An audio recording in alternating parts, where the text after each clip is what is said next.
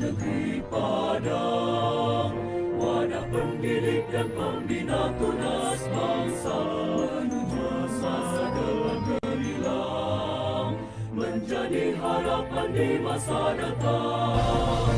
Universitas Negeri Padang, namamu ku junjung tinggi dan ku agungkan, membahana di Nusantara, perkasa dan bangga menatap dunia. Kedisian angkasa bangsa, untuk mencapai cita-cita, berdasarkan pada pidana, wujud nyata pengabdian. UNP, Universitas Negeri Padang, jaya selamanya, selamanya.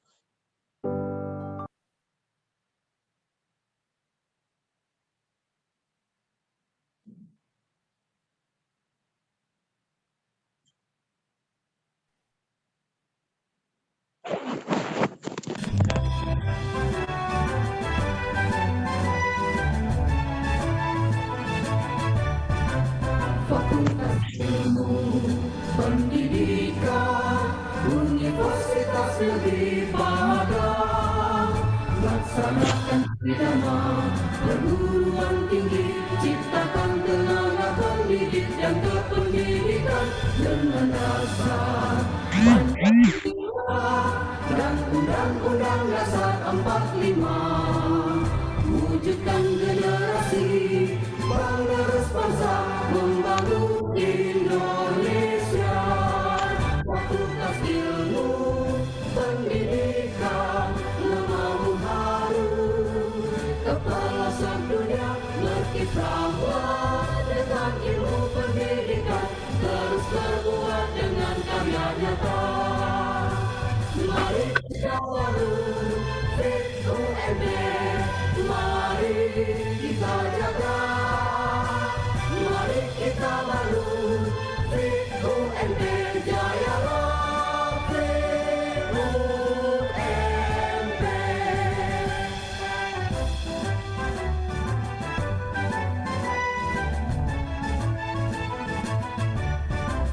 Fakultas Ilmu Pendidikan Universitas Negeri Padang, laksanakan pidana perguruan tinggi, ciptakan tenaga pendidik dan kependidikan dengan dasar Pancasila dan Undang-Undang Dasar 45.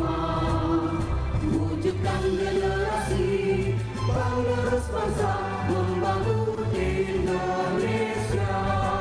Fakultas Ilmu Pendidikan, namamu harum, kepelosok dunia berkiprahlah dengan ilmu pendidikan, terus berbuat dengan karya nyata.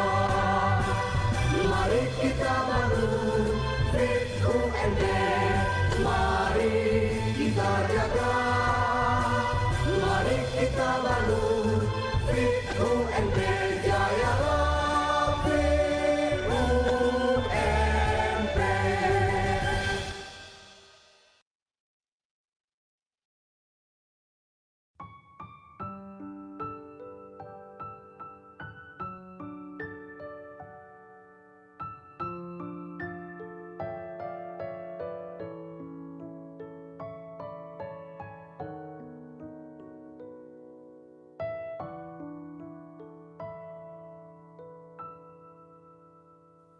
Berkibarlah bendera negeriku, berkibarlah engkau di dadaku, tunjukkanlah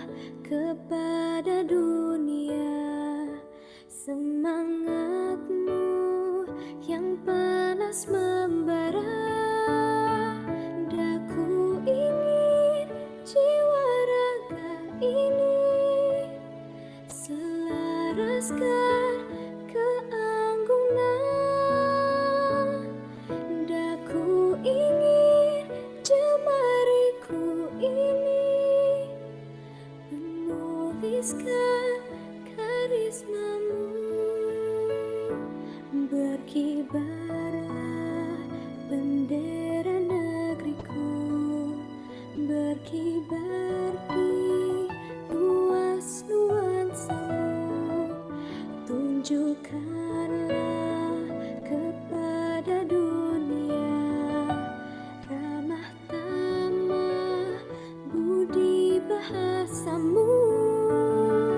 Daku ingin kepal tangan ini menunaikan kewajiban putra bangsa yang mengemban cita hidup dalam kesatuan.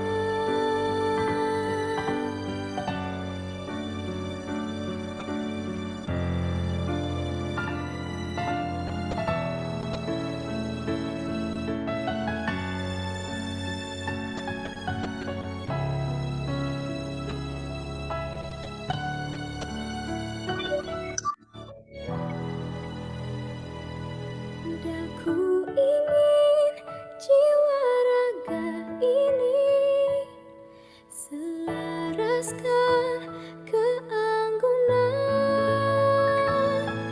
Daku ingin jemariku ini menuliskan karismamu.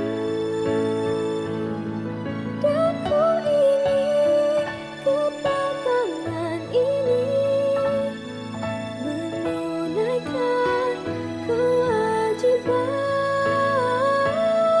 putra bangsa yang mengemban cita hidup dalam kesatuan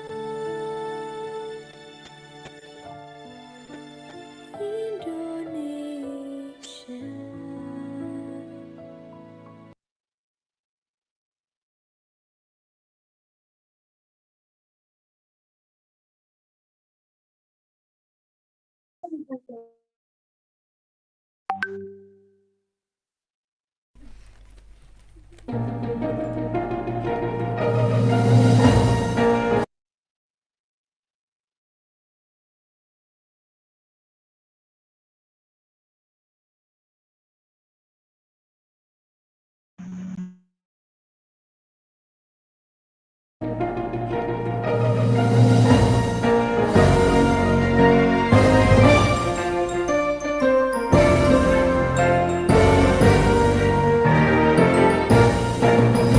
Universitas Negeri Padang, wadah pendidik dan pembina tunas bangsa, menuju masa depan gemilang, menjadi harapan di masa datang. Universitas Negeri Padang, namamu ku junjung tinggi dan ku agungkan, membahanalah di Nusantara, perkasa dan bangga menatap dunia. Geraskan langkah seirama untuk mencapai cita-cita, berdasarkan pada pidana wujud nyata pengabdian. UNP, Universitas Negeri Padang, jaya selamanya, selamanya.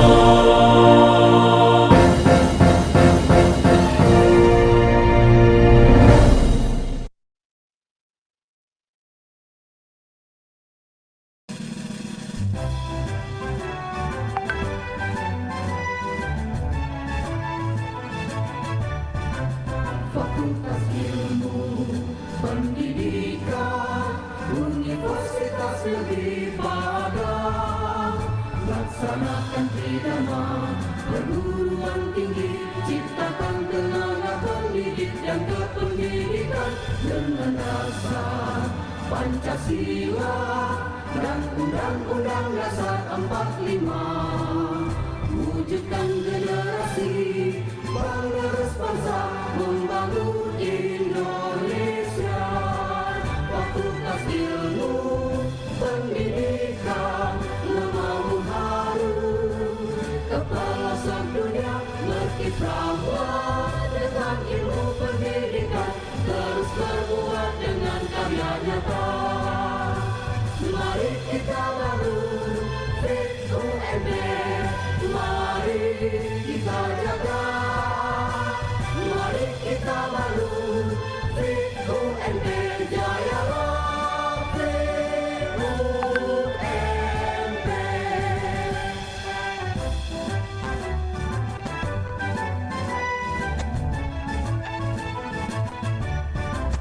Fakultas Ilmu Pendidikan Universitas Negeri Padang, laksanakan tridharma perguruan tinggi, ciptakan tenaga pendidik dan kependidikan dengan dasar Pancasila dan Undang-Undang Dasar 45. Wujudkan generasi penerus bangsa membangun Indonesia. Fakultas Ilmu Pendidikan membangun harum ke pelosok dunia, berkiprahlah dengan ilmu pendidikan, terus berbuat dengan karya nyata.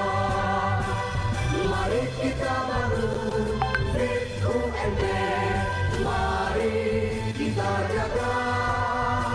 Mari kita bangun FIP UNP, jayalah FIP UNP.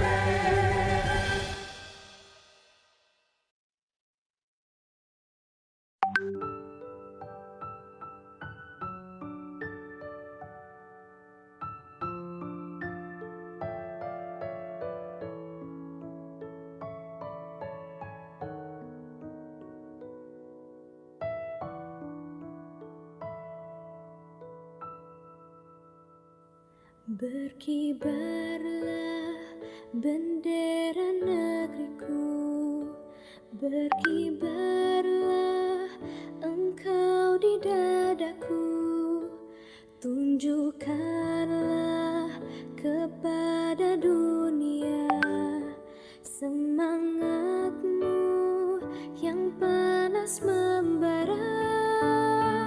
Daku ingin jiwa raga ini selaraskan keanggunan. Daku ingin jemariku ini menuliskan karismamu. Berkibarlah bendera negeriku, berkibar di luas nuansamu, tunjukkanlah kepada dunia ramah tamah budi bahasamu. Daku ingin kepal tangan ini menunaikan kewajiban putra bangsa yang mengemban cita hidup dalam kesatuan.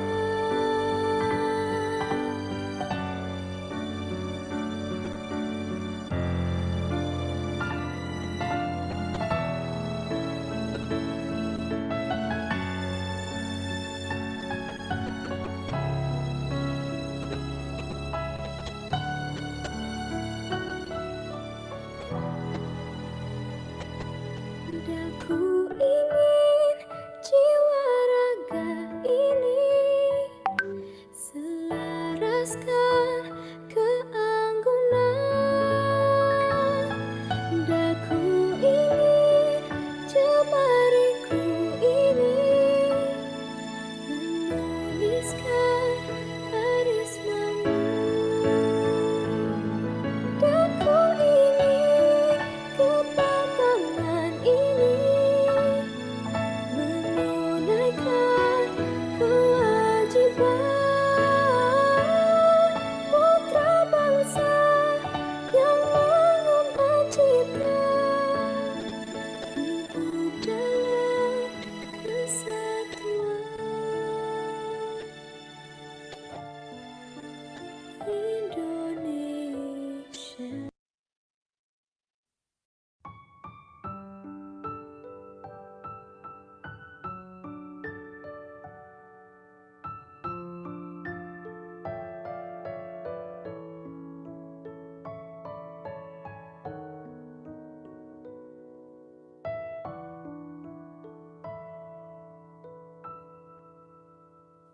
Berkibarlah bendera negeriku, berkibarlah engkau di dadaku, tunjukkanlah kepada dunia semangatmu yang panas membara. Daku ingin jiwa raga ini selaraskan keanggunan. Daku ingin jemariku ini menuliskan karismamu. Berkibarlah bendera negeriku, berkibar di luas nuansamu, tunjukkanlah kepada dunia ramah tamah budi bahasamu. Daku ingin kepal tangan ini menunaikan kewajiban putra bangsa yang mengemban cita hidup dalam kesatuan.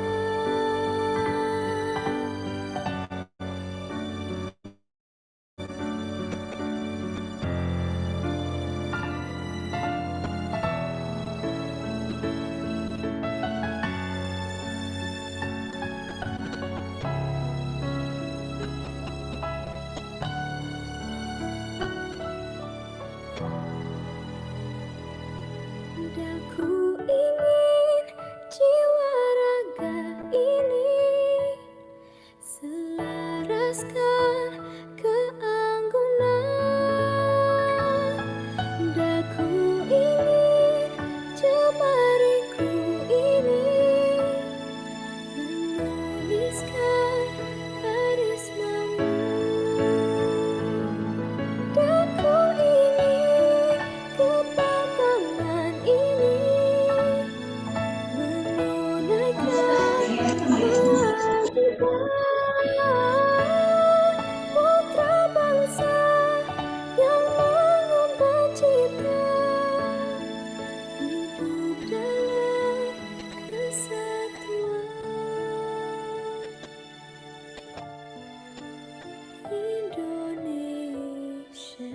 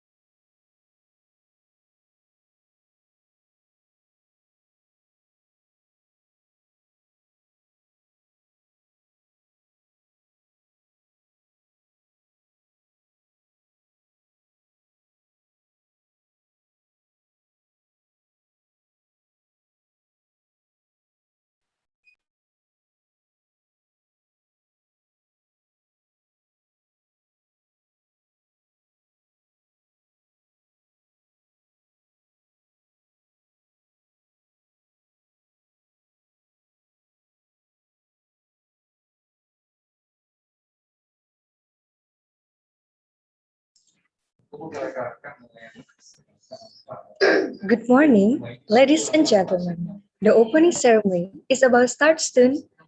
Please be seated. During this session, we would like to request to all the participants to turn off audio and turn on the video.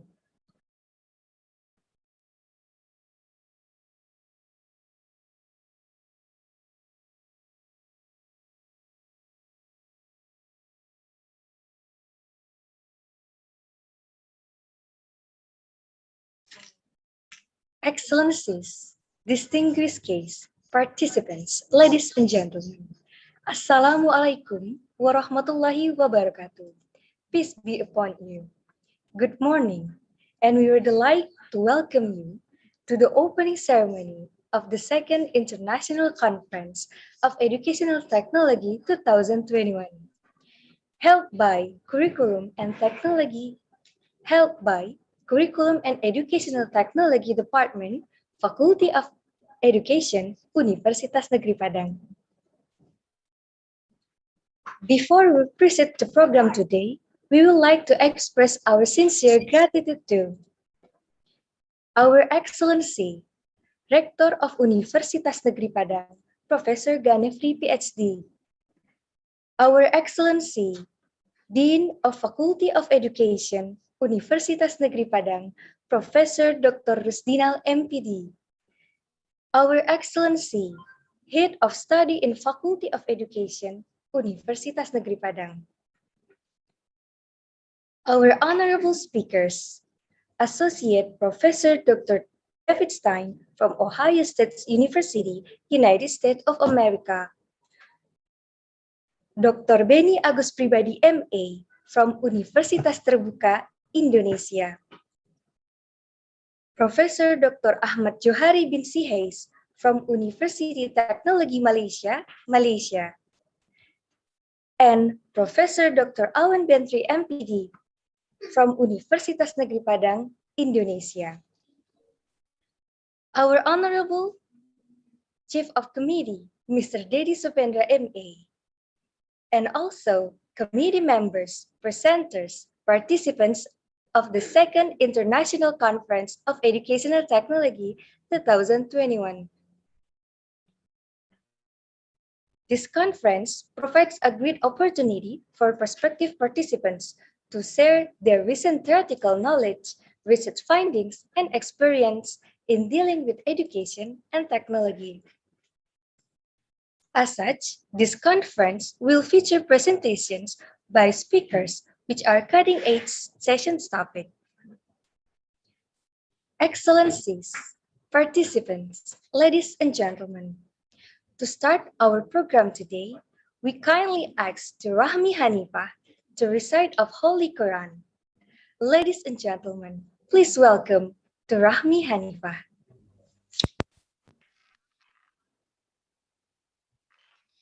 Assalamualaikum warahmatullahi wabarakatuh.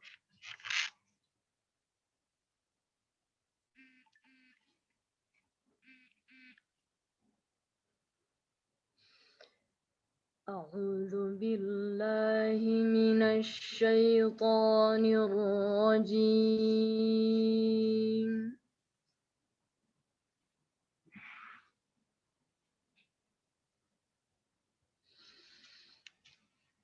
Bismillahirrahmanirrahim.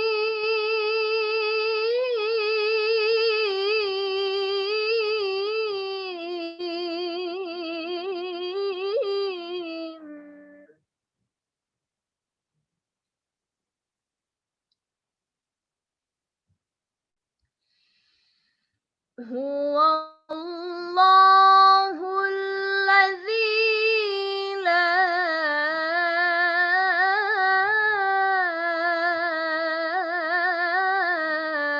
ilaha illa hu.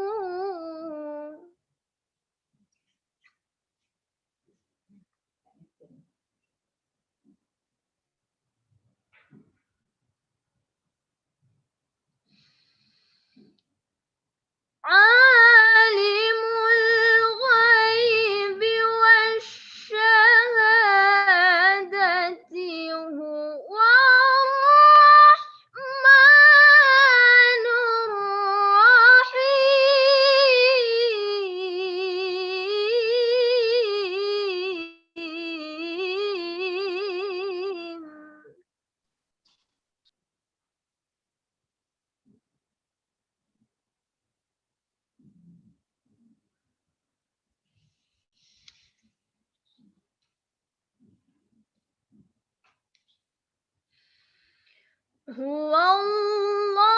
Huwallahul ladzi la ilaha illa hu.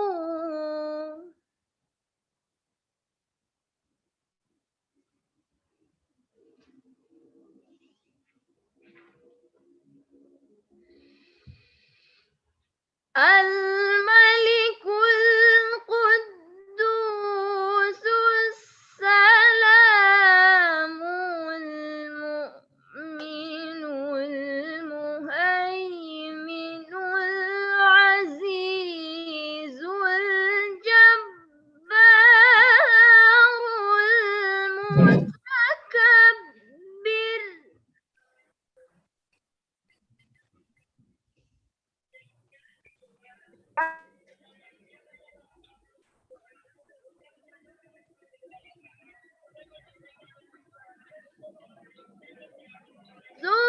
سبحان الله عما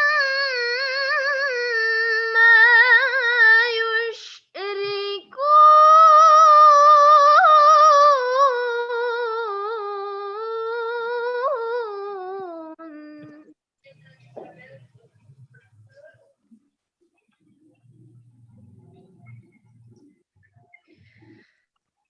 سبحان الله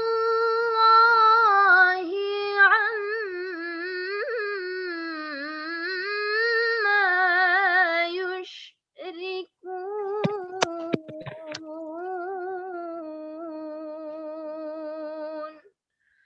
صدق الله العظيم. Jadi itu kita Warahmatullahi wabarakatuh. melanjutkan kepada generasi selanjutnya. Thank you for Rahmat Hanifah. Maaf. Assalamualaikum warahmatullahi wabarakatuh. Excellencies, participants, ladies and gentlemen, let us sing and hear National Anthem of Indonesia, Indonesia Raya.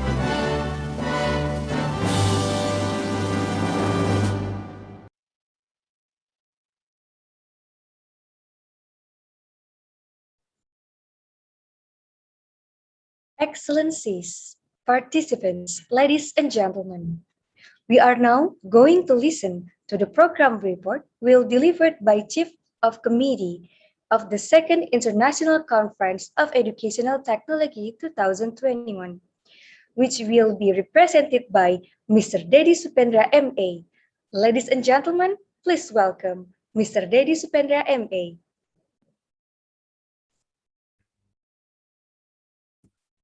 Bismillahirrahmanirrahim. Assalamualaikum warahmatullahi wabarakatuh. Peace be upon you. First of all, allow me to extend my gratitude to the Almighty, Allah Subhanahu wa Ta'ala, for His blessing, grace, and mercies that have made us possible to gather here virtually in this online conference room in excellent condition and health. Our Excellency, Rektor of Universitas Negeri Padang, Profesor Ganefri, PhD, Our Excellency, Dean of Faculty of Education, Universitas Negeri Padang, Profesor Dr. Rusdinal, MPD, Our Excellency, Heads of Study Programs in Faculty of Education, Universitas Negeri Padang, our honorable speakers, Associate Professor Dr. David Stein from Ohio State University, the United States of America, Dr. Beni Agus Pribadi MA from Universitas Terbuka Indonesia, Profesor Dr. Ahmad Johari bin Sihes from University Teknologi Malaysia, and Profesor Dr. Alwen Bentri MPD, Universitas Negeri Padang, Indonesia. And also the committee members and participants of the Second International Conference of Educational Technology 2021. On behalf of organizing and steering committee, it is my great pleasure and privilege to welcome you to the Second International Conference on Educational Technology held by the Department of Curriculum and Educational Technology, Faculty of Education, Universitas Negeri Padang, under the theme, The Role of Educational Technology to Support the Changes of Educational Curriculum for Sustainable Development. In 2019, the first conference had been run successfully by the attendance of extraordinary speakers from Thailand, Philippines, Malaysia, and Indonesia. The objective of this conference is to learn and share knowledge among all and who have rich experience and expertise in relevant areas of curriculum and educational technology. We expect that this current meeting also gives us better opportunities to develop ourselves and expertise. Ladies and gentlemen, we all experience an unprecedented situation with the global COVID-19 pandemic. The situation has influenced many sectors in our daily life, including education. For almost 2 years, we have switched our learning system from conventional face-to-face learning to online distance learning. For some reasons and some people, it has been barriers to run the instructional process from home. However, we can also see this condition from positive perspective that brings us some opportunities to engage more with digital development, as it is for the curriculum of digital learning. And this conference is expected to be a place to discuss and result a fruitful and meaningful message for people to improve our curriculum in some contextual situation and our educational settings for general. In this good occasion, allow me to express my sincere gratitude to Rektor of Universitas Negeri Padang, Profesor Ganefri, PhD, and Dean of Faculty of Education, Profesor Dr. Rusdinal, MPD, who have given their best support to facilitate this conference. All four honorable and extraordinary speakers, Associate Professor David Stein, Dr. Beni Agus Pribadi, MA, Professor Dr. Ahmad Johari bin Sihes, and Professor Dr. Alwen Bentri, MPD. We have noticed that amid their activities, they are willing to spare their limited time to share insight and knowledge to us all. We are so honored for your coming to this conference, sir.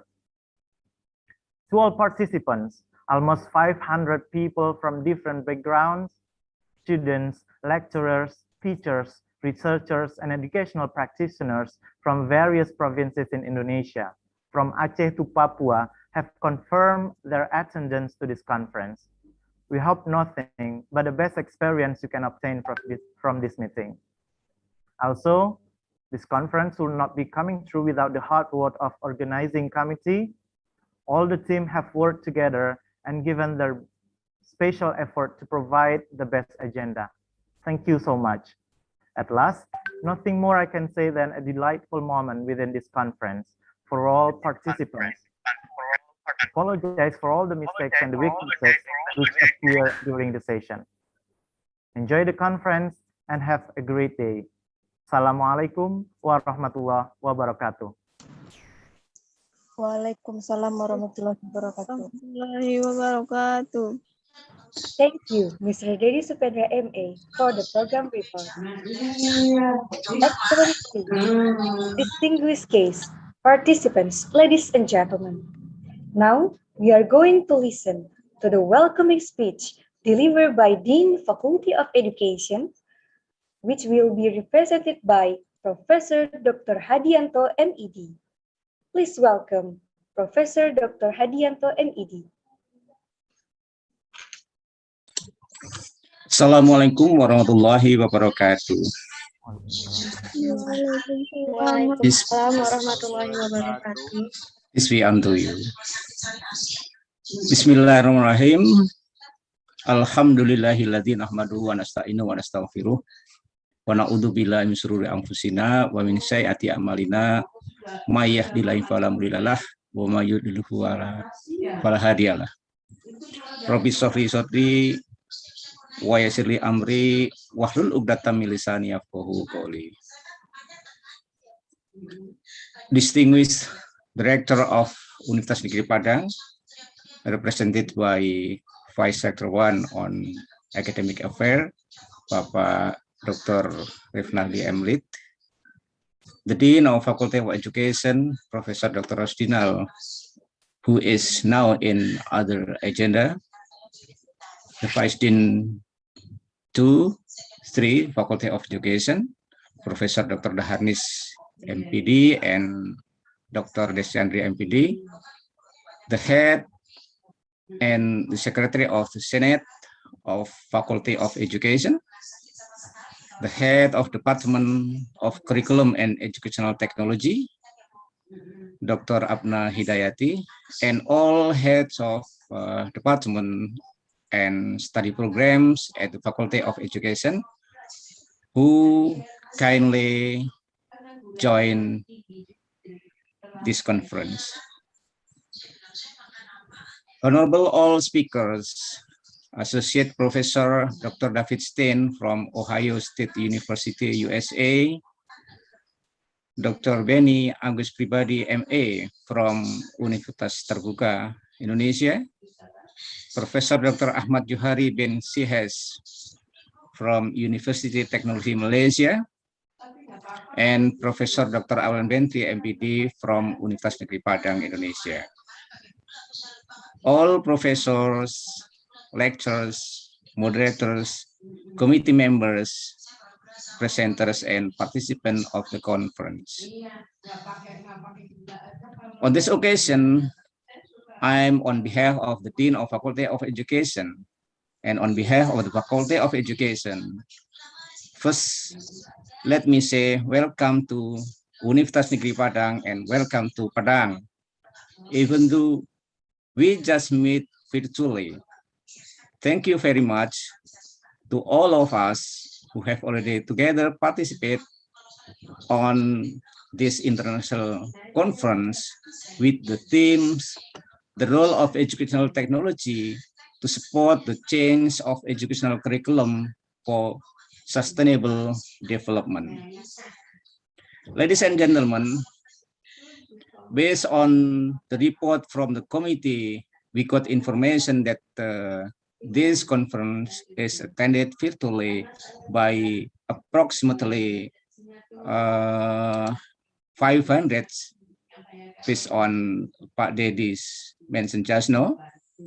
It's really great for us and it's big challenge for us to present the quality of conference. Alhamdulillah, God bless us. All keynote speakers and presenters have been ready to participate and will share their experience and expertise today.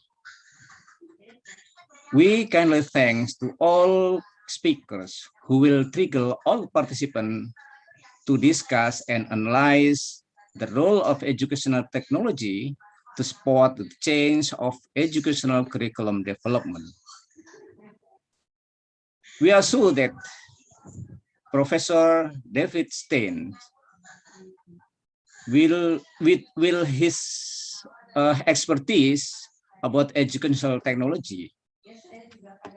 I remember I studied with him when he came to Padang, if I'm not mistaken, in 2017. In addition, I also study online with him about developing online module and learning. I don't know, Pak Dedi, whether he has already joined or not.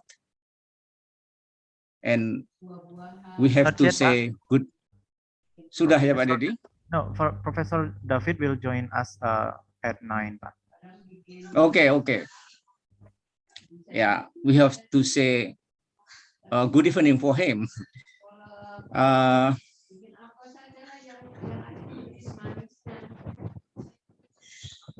studied with him in 2017 with Pak Yulianto Santoso, and at that time in Universitas Negeri Padang, we didn't have online learning like now. At that time, I think it's a very first time for us to know about online learning.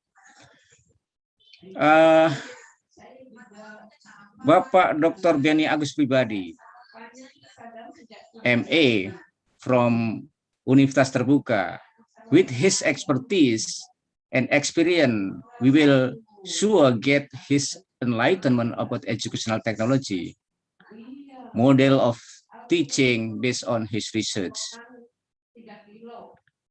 I think Universitas Terbuka is very special for me because my second book published there since 2007 and until now, it's printed for the 28th publication. So it's very special for me. And Pak Agus, beberapa bulan yang lalu saya mencoba untuk datang ke UT, and I try to ask whether it's possible or not for me to republish or to revise my book. But unfortunately, I'm late. So there is a new book talking about the same things with other writer. Selamat datang Pak Benny Agus Pribadi. Even we meet virtually, but it's no problem for us at all. And kami akan belajar banyak dari Pak Benny tentang online learning ini, dan saya kira Universitas Terbuka itu merupakan benchmarking tersendiri bagi kami, especially for Department of Educational Technology. Then Prof. Dr. Ahmad Johari bin Sihes from Malaysia, from UTM. We also that some of lecture from the Department of Curriculum and Educational Technology know him well. I met him when I visited UTM, I think it's about 2019. And when he came to Padang, we also meet and talk about the development of education. Selamat datang, welcome to Padang, Pak Ahmad Johari, Professor Dr. Ahmad Johari. And then we will also get some expertise from Professor Dr. Alvin Bentry, MPD. And I think Prof. Pak Alvin is very special person for me. And we will study much, especially about sustainability of the digital curriculum improvement. Dear all distinguished participants, we hope that the collaboration among us doesn't finish or end here.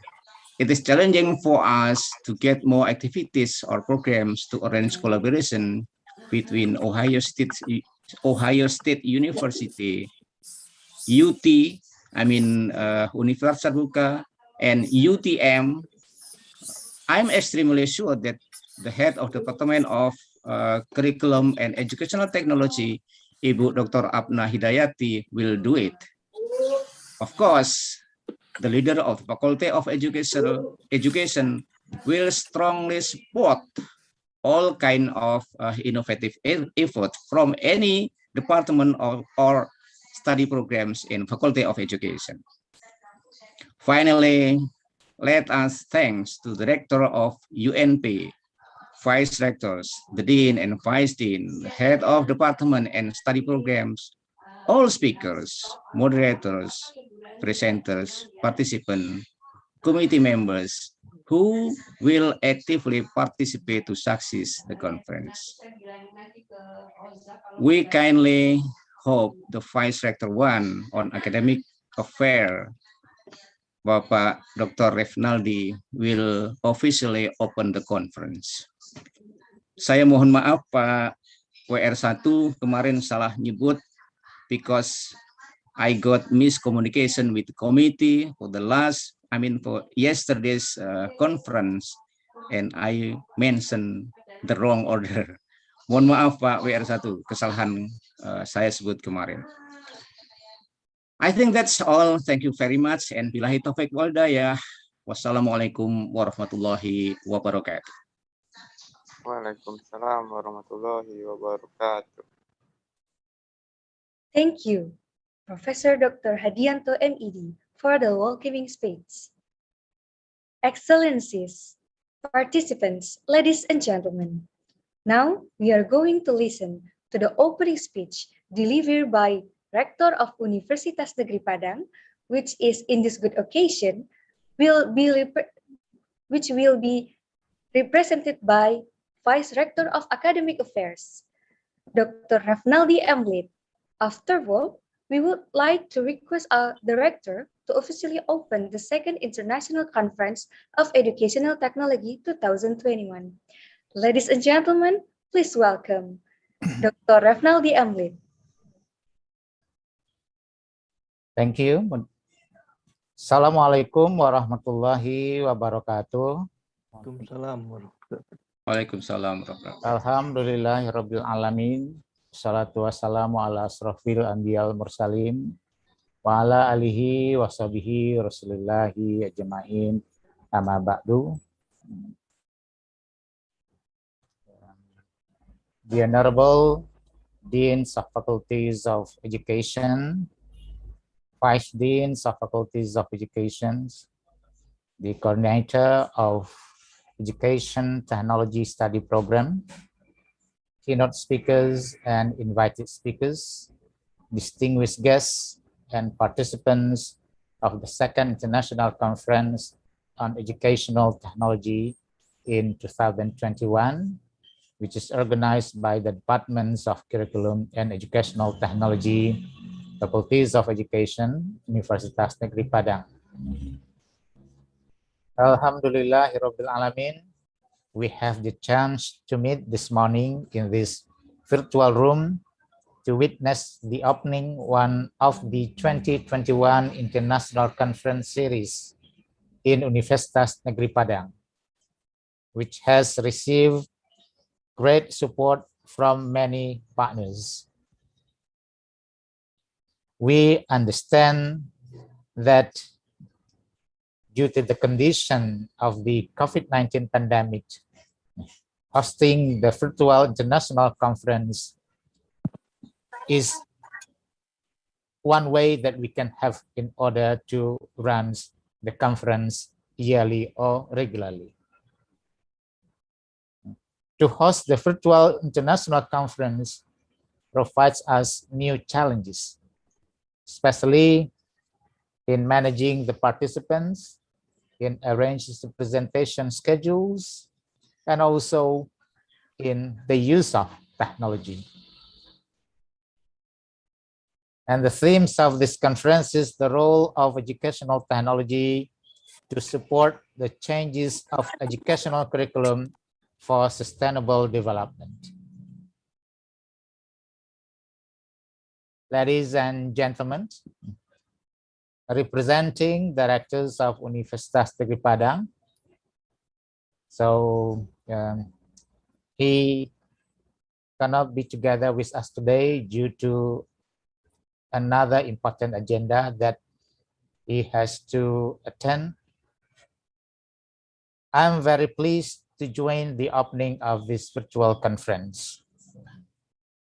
I wish to convey my sincere appreciation to the Dean of Faculties of Education of Universitas Negeri Padang, who has regularly support the curriculum and educational technology study program for making this conference event happen yearly. And this year is the second conference. I would also like to thank all the distinguished speakers and moderators for taking time to participate from near and far in today's conference. I believe that this conference will become a good medium and opportunity for us to communicate and share the newest information about the knowledge, concepts, theories, and result of the research.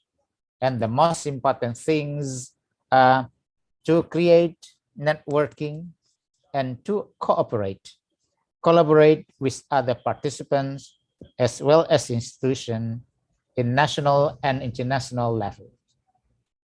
Moreover, through this conference, we can improve the quality of our research as well as innovation and the trends in educational technology and other related fields in science and technology for the global challenges. Ladies and gentlemen, please allow me to talk a bit about what experts in educational technology says. Education plays a key role in sustainable development in terms of changing behavior of people to achieve the sustainability development goals. Technology can be used to enhance education for sustainable development through influencing learners' behavior and to evaluate such behavior change. In order to effectively apply technology to support education for sustainable development, a strong partnership between educators and technologists is needed in order to unlock the potential of both sides and to create synergies through specialization. Partnership with technologies benefits educators in several ways, such as speeding up innovation process in education, stimulating fresh teaching ideas, improving learners' experience, widening access to skills and resources, and etc. Moreover, partnership opens the opportunity for both sides to share their knowledge, expertise, and experience of success with one another in a way that benefits all parties involved. So the core of sustainable development is to meet the needs of the present without compromising the ability of future generations to meet their own needs. We can also consider that today's behavior will affect whether the needs in the future can be met or not. For example, when a resource is used up by humans because of overconsumption, the needs of the resource will not be able to be met in the future. Now, human behavior can also be considered as a result of learning. Therefore, education plays a key role in sustainable development in terms of changing humans' behavior.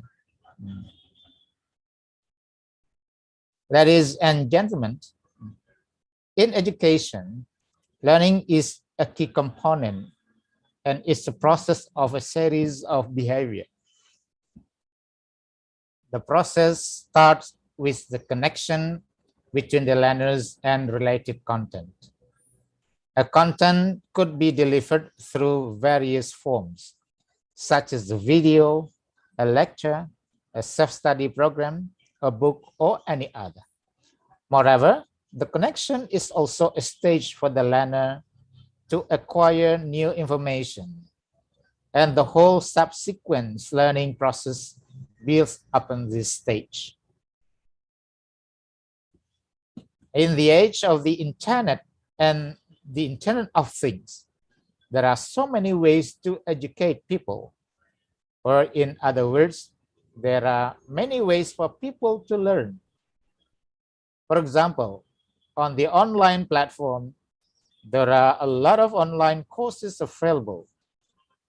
In addition, there are many ways for people to learn new knowledge or skills from non-traditional informal platforms other than the classroom, such as watching videos on YouTube. However, a situation of today's education is that huge volumes of data and information have been and are being generated, processed, transmitted, and recorded due to the fast development of various IoT devices. Moreover, the growing popularity of the social media also has changed human daily life and encouraged more data to be generated. I think many of the ideas that I've mentioned just now may be discussed, whether it is in plenary session or in parallel session of this conference. Ladies and gentlemen, sustainable education requires a sustainable development strategy. The final objective is to achieve both personally and socially sustainable policies and practices. From the implementation perspective, educational activities, especially in schools, must incorporate sustainable and effective educational methods in order to fulfill the potential of technology transformation. We address here the following changes. Changes in aims and objectives, changes in educational ecologies, changes in our conception of teaching and learning, changes that especially affect teachers, and changes in the government.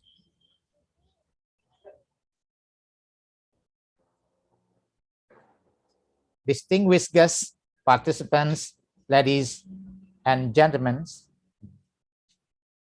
on behalf of the institutions, academic staff, administrative staff, and students of Universitas Negeri Padang, we'd like especially thanks our keynote and invited speakers, Associate Professor Dr. David Sain from Ohio State University, United States, Associate Professor Dr. Benny Agus Pribadi, MA from Universitas Terbuka Indonesia, Professor Dr.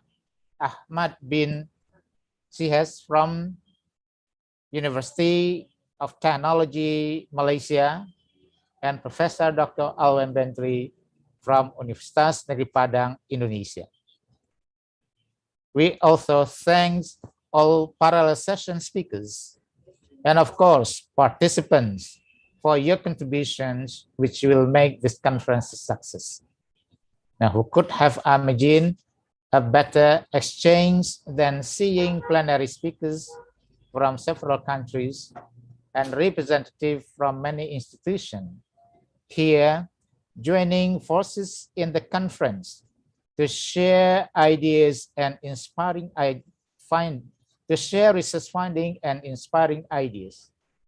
And the most important things is having the opportunity to renew our friendship,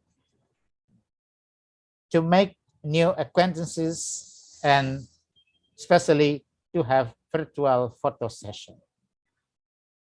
Ladies and gentlemen, we expect we will learn new ideas from each other, which we can adopt and we can adapt to further improve our work in this important area. I know that there will be many interesting and useful presentations, both in the plenary session and in the parallel session. I believe many good experiences will be shared and good lessons will be learned. Members of organizing committee have been working very hard. I would like to thank them for their dedication, time, and effort. I wish also to thank our patrons, individual and organization partners, and volunteers. Without their generosity, we would not be able to create a total environment to support your full participation. Thank you all for your presence and participation. And you are the very important parts of the conference success. Please enjoy the conference. Ladies and gentlemen, by saying Bismillahirrahmanirrahim, the second International Conference on Educational Technology is officially opened. Thank you. Wabillahi taufiq wal hidayah. Assalamualaikum warahmatullahi wabarakatuh. Waalaikumsalam.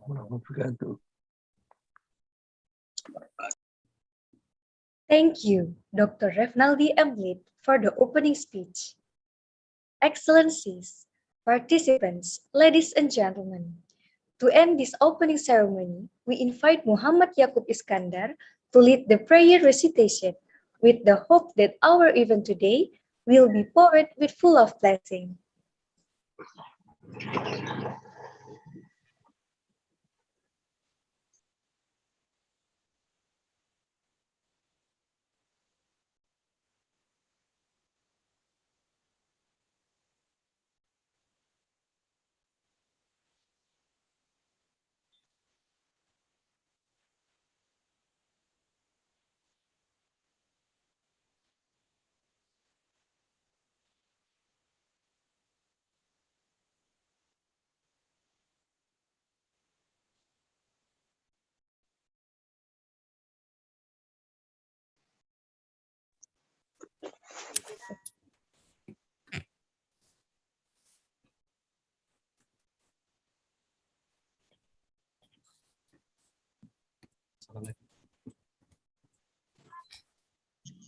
Assalamualaikum warahmatullahi wabarakatuh. Thank you, MC. The dues pray according to our respective religion and belief. For Muslim, I will lead the prayers in Islamic way. To one from other religion, you may please to pray in the way of your belief. My God allows the International Conference on Education Technology this morning to be delivered remarkably. A'udzu billahi minasyaitonir rajim. Bismillahirrahmanirrahim. Alhamdulillahi rabbil alamin. Assalatu wassalamu ala asrafil anbiya'i wal mursalin wa ala alihi wa sahbihi rasulillahi ajma'in. Hamdan na'imin, hamdan syakirin, hamdan yu'afi ni'ammahu wa yukafi umazidah. Ya Rabbana lakal hamdu kama yanbaghi li jalali wa dzikal karim wa azimi sultani. Allahumma fir lana dzunubana wa liwalidayna warhamhuma kama rabbayana shaghira wa li jami'il muslimina wal muslimat wal mu'minina wal mu'minat al ahya'i minhum wal anwat innallaha ala kulli syai'in qadir. Allahumma inna nas'aluka salamatan fid dinina wal afiyatan fil jasadina wa ziyadatan fil ilmina wa barakatan fil rizqina wa taubatan qablal maut wa rahmatan indal maut wa maghfiratan ba'dal maut. Allahumma hawwin alaina fi sakaratil maut wa najata minan nar wal afwa hindal hisab. Rabbana la tu'akhizna in nasina aw akhtana. Rabbana wa la tahmil alaina isran kama hamaltahu ala allazina min qablina. Rabbana wa la tuhammilna ma la taqata lana bih. Wa'fu anna waghfir lana warhamna anta maulana fansurna 'alal qaumil kafirin. Allahumma inni a'udzubika minal hammi wal hasani wa na'udzubika minal jubni wal bukhli wa na'udzubika min ajzi wal kasali wa na'udzubika min qalabatid daini wa qahrir rijal. Rabbana zalamna anfusana wa ilang taghfir lana wa tarhamna lanakunanna minal khashirin. Rabbana hab lana min azwajina wa zuriyatina qurrata a'yun waj'alna lil muttaqina imama. Rabbana atina fid dunya hasanah wa fil akhirati hasanah wa qina azabannar. Subhanaka rabbika rabbil izzati amma yasifun wa sallallahu ala sayyidina Muhammadin wa ala alihi wa sahbihi wa sallim walhamdulillahi rabbil alamin. Assalamualaikum warahmatullahi wabarakatuh. Waalaikumsalam warahmatullahi wabarakatuh.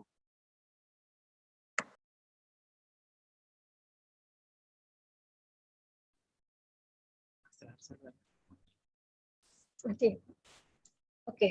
Excellencies, participants, ladies and gentlemen, to the end this opening ceremony, thank you very much for joining on the opening ceremony of the Second International Conference of Educational Technology 2021. Now, I will leave you with a quote by Stuart Brand, an author and innovative thinker who once said, "We can see the past, but not influence it. We can influence the future, but not see it." Let's all be guided by all the things we have learned and heard throughout the conference, and be able to see and influence to our future. Before we start the first session, we will have 5 to 10 minutes for a break. Thank you.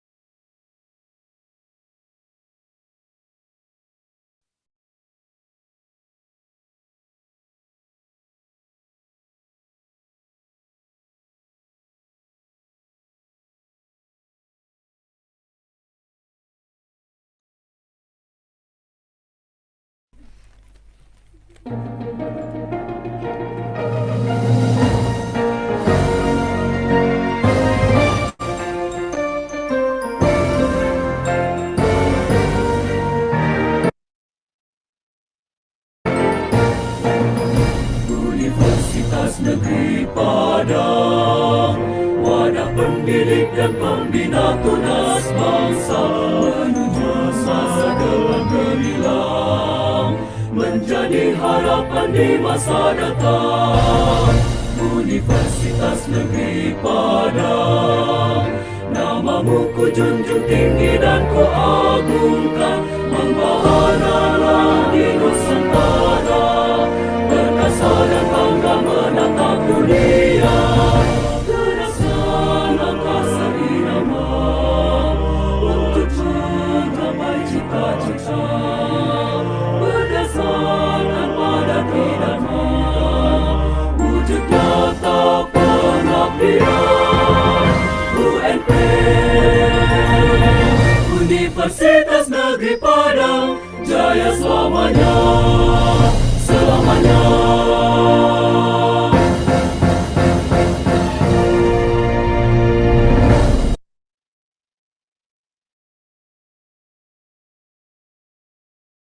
Grammarly can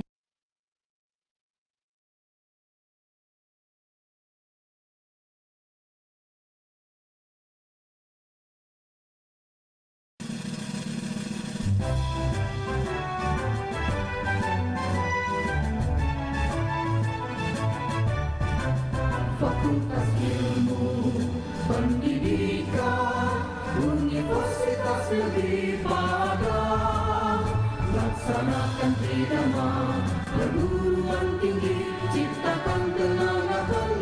dan berpendidikan dengan dasar Pancasila dan Undang-Undang Dasar 45. Wujudkan generasi penerus bangsa membangun Indonesia. Fakultas Ilmu Pendidikan lemamu harum ke pelosok dunia berkiprahlah dengan ilmu pendidikan, terus berbuat dengan karya nyata. Mari kita bangun FIP UNP, mari kita jaga.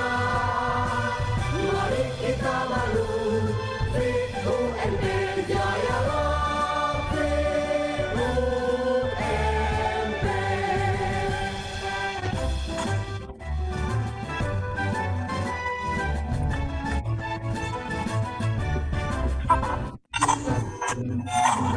Pendidikan Universitas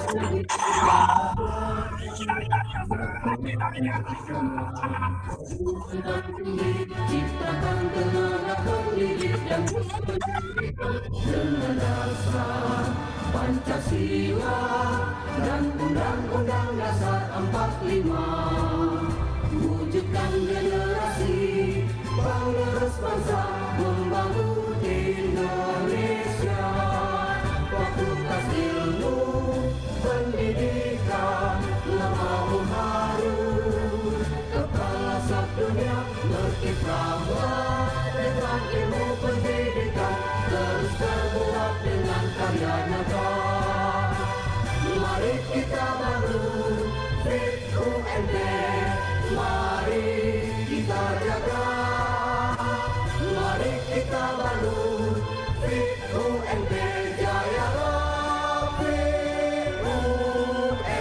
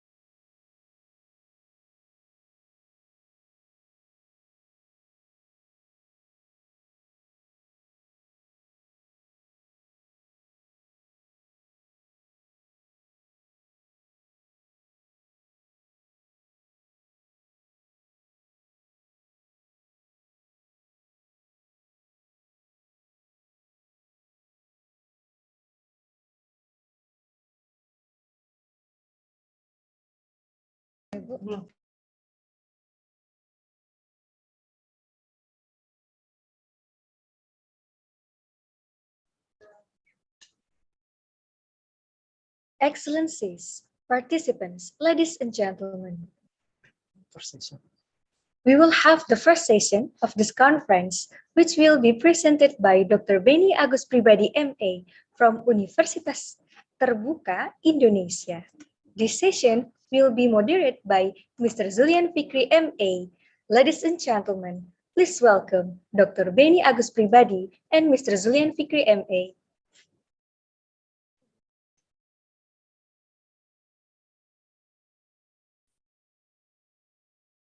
Thank you.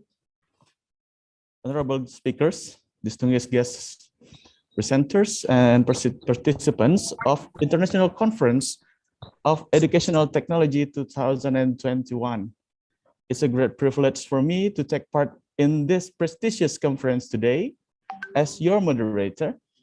And my name is Zulian Fikri, SCMA. Allow me to remove my mask for a moment. Thank you for your time. And then allow me to give a warm welcome to our invited speakers from Universitas Terbuka, Dr. Benny Agus Pribadi, MA. Good morning, Dr. Benny. Selamat pagi, Bapak. Good morning, Mr. Moderator. It's nice to have you here with us today. Do you listen my voice? Yes, I can hear you Okay. clearly, sir. Okay, thank you. How about my voice there? Okay, good. Okay, thank you. It's a great occasion today, sir, and allow me to make clear some rules for the audience and guides for our audience today. I need to inform some information before I introduce you further to the audience. May I do it, sir? Yes, okay. Thank you. Okay, before we begin, I need to inform some rules for the audience. During this plenary sessions and the speech performed by our speakers. Firstly, the speakers will have 20 minutes for presentations and 10 minutes for question and answer sessions. And this is particularly for Dr.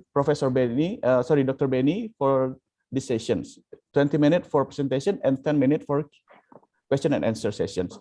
If there is any question you want to ask, please kindly write it down in chat box below and in your Zoom platform, and I will try to deliver it to the speakers.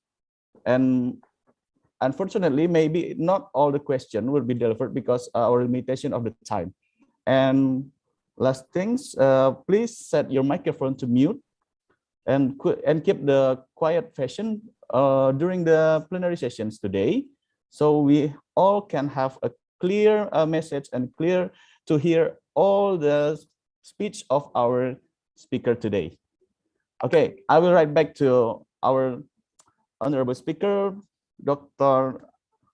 Benny. Dr. Benny, I would like to introduce you to the audience, and here I have your CV here. Okay.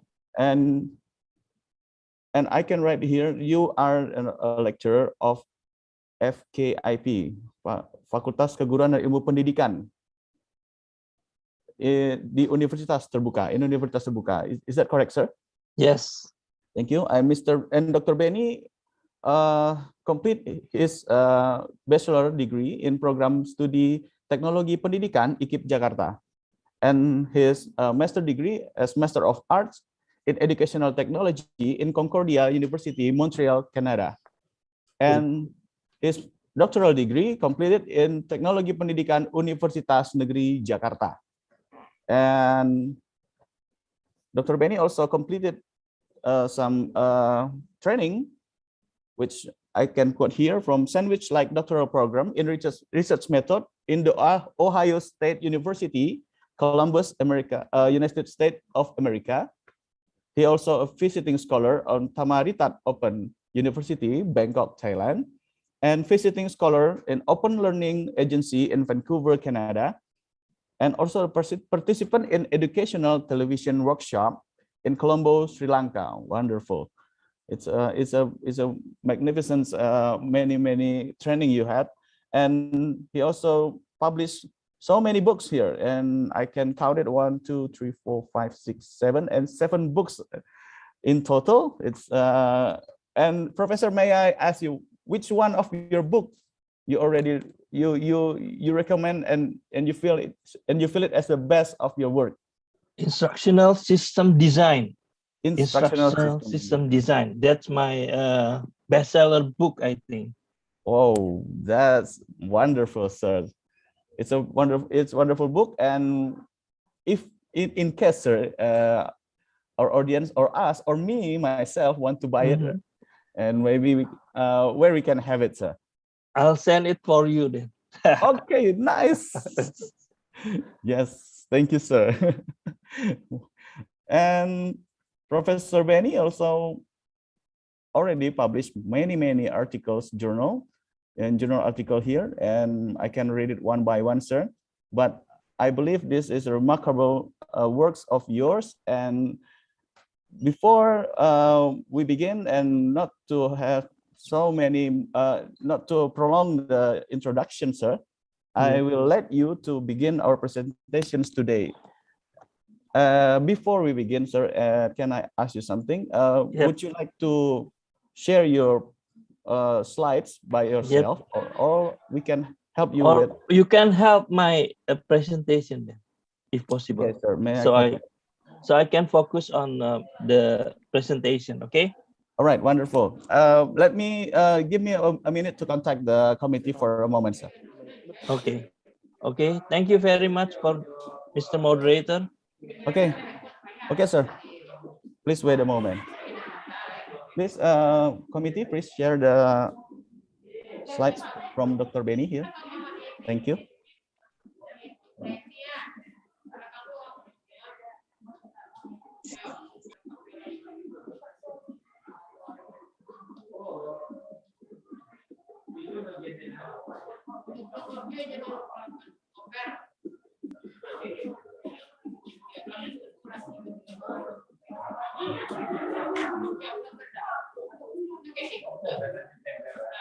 Okay, doctor. I think the slide is already shared. Thank you. Okay. Thank you very much, Mr. Moderator. Okay, sir. Okay, ladies and sorry, I heard many noise here. Would you please mute the speaker? Yes. Okay. Okay. Thank you very much for the occasion, Mr. Moderator.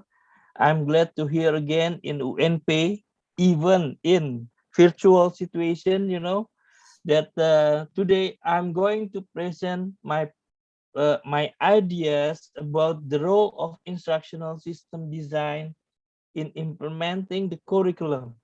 This is I choose because instructional system design is my favorite field, you know.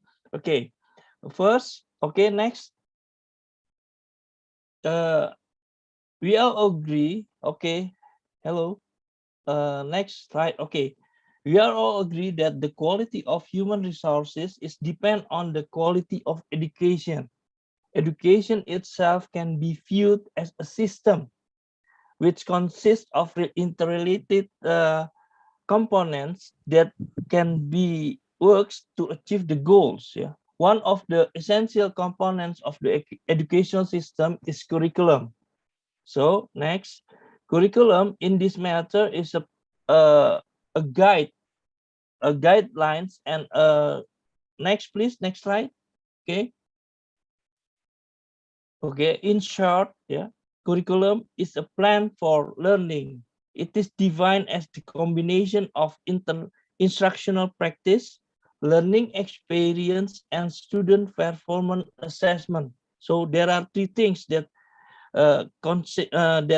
curriculum consists. You know, first is instructional practice, learning experience, and student performance assessment. That is essential components of the curriculum. Okay, next. Next slide, please. Okay, curriculum is defined as an instructional practice, learning experience, and student performance assessment, yeah, which is designed to bring and out evaluate to the target learning outcome. So in this matter, curriculum can be used as a guidelines, as a direction to create a learning experience for the student to achieve the instructional or learning goals. Yeah, so this is the important role of the curriculum. Okay, next.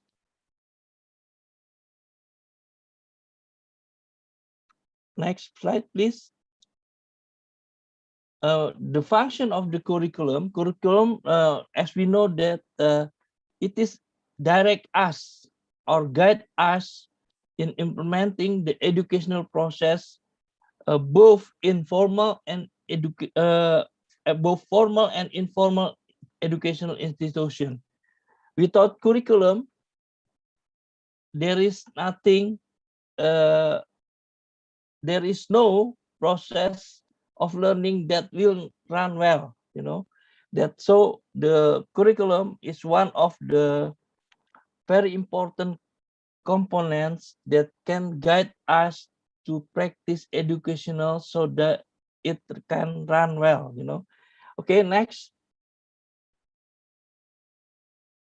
Curriculums can be used, can be viewed in several perspectives. One, as a subject. As a subject, curriculum consists of a content or substance to be learned by students. And as learning experience, curriculum describe the methods, the strategy, and media used to achieve the great or effective and efficient learning experience. And as a program, curriculum should be followed by teacher, students, and every components of the learning system to facilitate students to get the required competencies. Okay, so there are three perspectives of the curriculum. First, as a subject. Second, as a learning experience, and as a program. Okay, next.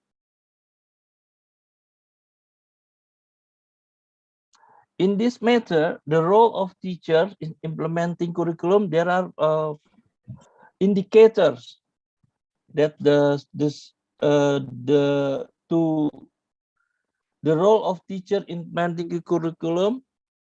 The teacher must be creative enough, you know, to create the meaningful curriculum so that it can help students to achieve four indicators. Yeah, after learning, the student competent in a learned subject, and the second, the student will highly motivated in exploring the content, and then the third one, the student have longer retention of the learning materials, and the last, able to apply learn skill and knowledge. So in this sense, the teacher have to create with his or her creativity to create the meaningful learning experience that has four indicators, as I said before. Okay, next.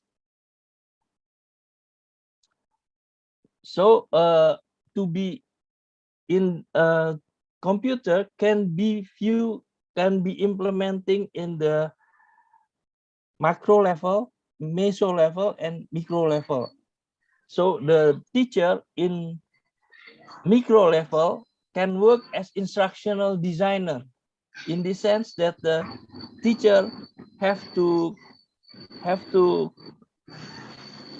to create the learning experience which combine the goals, the content, the methods, and the assessment together, so that can help to facilitate students to achieve the competencies. Okay, next, please, next slide. As an instructional designer, teacher have to conduct to follow the theories and models in developing and designing the experience. So the teacher have to consider of using and analyzing the content, experience, and also learning environment that contribute the successful of learning process. Okay, next. Next slide, please. As an instructional designer also, the teacher have to conduct the need assessment.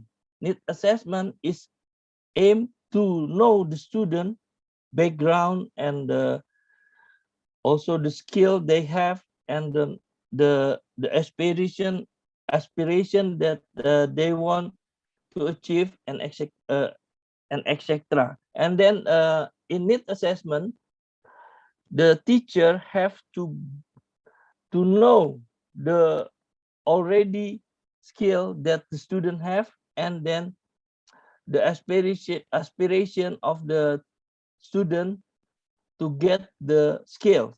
So in order to bridge the needs, I mean the ideal competencies and then available competencies, the teacher have to conduct the need assessment first. Yeah, like in any instructional model, the analysis should be done in the first level, you know. Okay, next. After conducting that analysis, the student then writing the content and the presentation materials so that they can involve the student in learning in actively. So creating the learning experience, including the creating the content, creating materials, and also media, and also assessment to be used to achieve the successful of learning. Okay.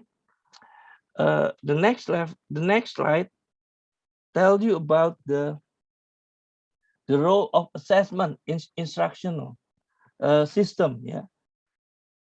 So the instructional designer in this case must be able to create a valid learning instructional assessment item that can measure knowledge, skill, and attitude change after learning. So the teacher in this matter have to be able to create the assessment system that can measure the student achievement. Okay, so there are four components of the instructional system, which is based on curriculum that student must be considered. First is instructional goal. The second is instructional content. The third is the strategy and method used, and the fourth component or five component is the assessment that can be used to measure the student achievement. Okay, next slide. Instructional system is a system that can consist important parts of the learning activities that can be used to support the meaningful learning experience. Yeah. Meaningful learning experience has four indicators. So the first is able to get the student to achieve the goal, and the second, retention longer, and the third, motivation become higher after learning, and then the fourth, enable the student to apply the skill that has been learned. Okay, so the teacher must be able to use instructional design to create learning experience that can facilitate the student to achieve the predetermined learning goals. Okay, next. What is instructional design anyway? Instructional design in this matter can be defined as a systematic process that is employed to develop education and training program in consistent and reliable fashion. So in instructional design, the teacher have to inform or implement the systematic process, yeah, and systemic, so they can develop the learning activities to be consistent and reliable fashion. So there are two key words in this instructional system design. The first, the process must be systematic and systemic. It means that the instructional system design applies the system approach, yeah, that should be implement step by step and in the whole progress.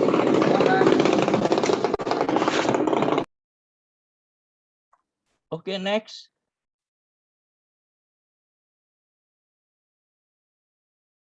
Next slide. Okay, why we use instructional design in macro level to design the learning process. The first, good instructional design helps learner to retain knowledge. Yeah, to retain, I mean the learner can remind the knowledge longer. Okay, and then the second, good instructional design makes learner engage. So the involvement of learner in learning activity is very important, because the higher the more involvement of the student, the higher the possibility of the student to achieve the goals. And then good instructional design helps to communicate message. Yeah, through instructional design we can compose the content and or the substance to be communicated to students. Yeah, so we design what we call this in this field is message design. Yeah, message design means we have to design the message so that the student understand what is the content or substance. And then the good instructional design trigger learners to take action. Yeah, with the higher motivation, the student have a ability to implement what they learn. Okay, and the last, good instructional design help the student to achieve the learning goals.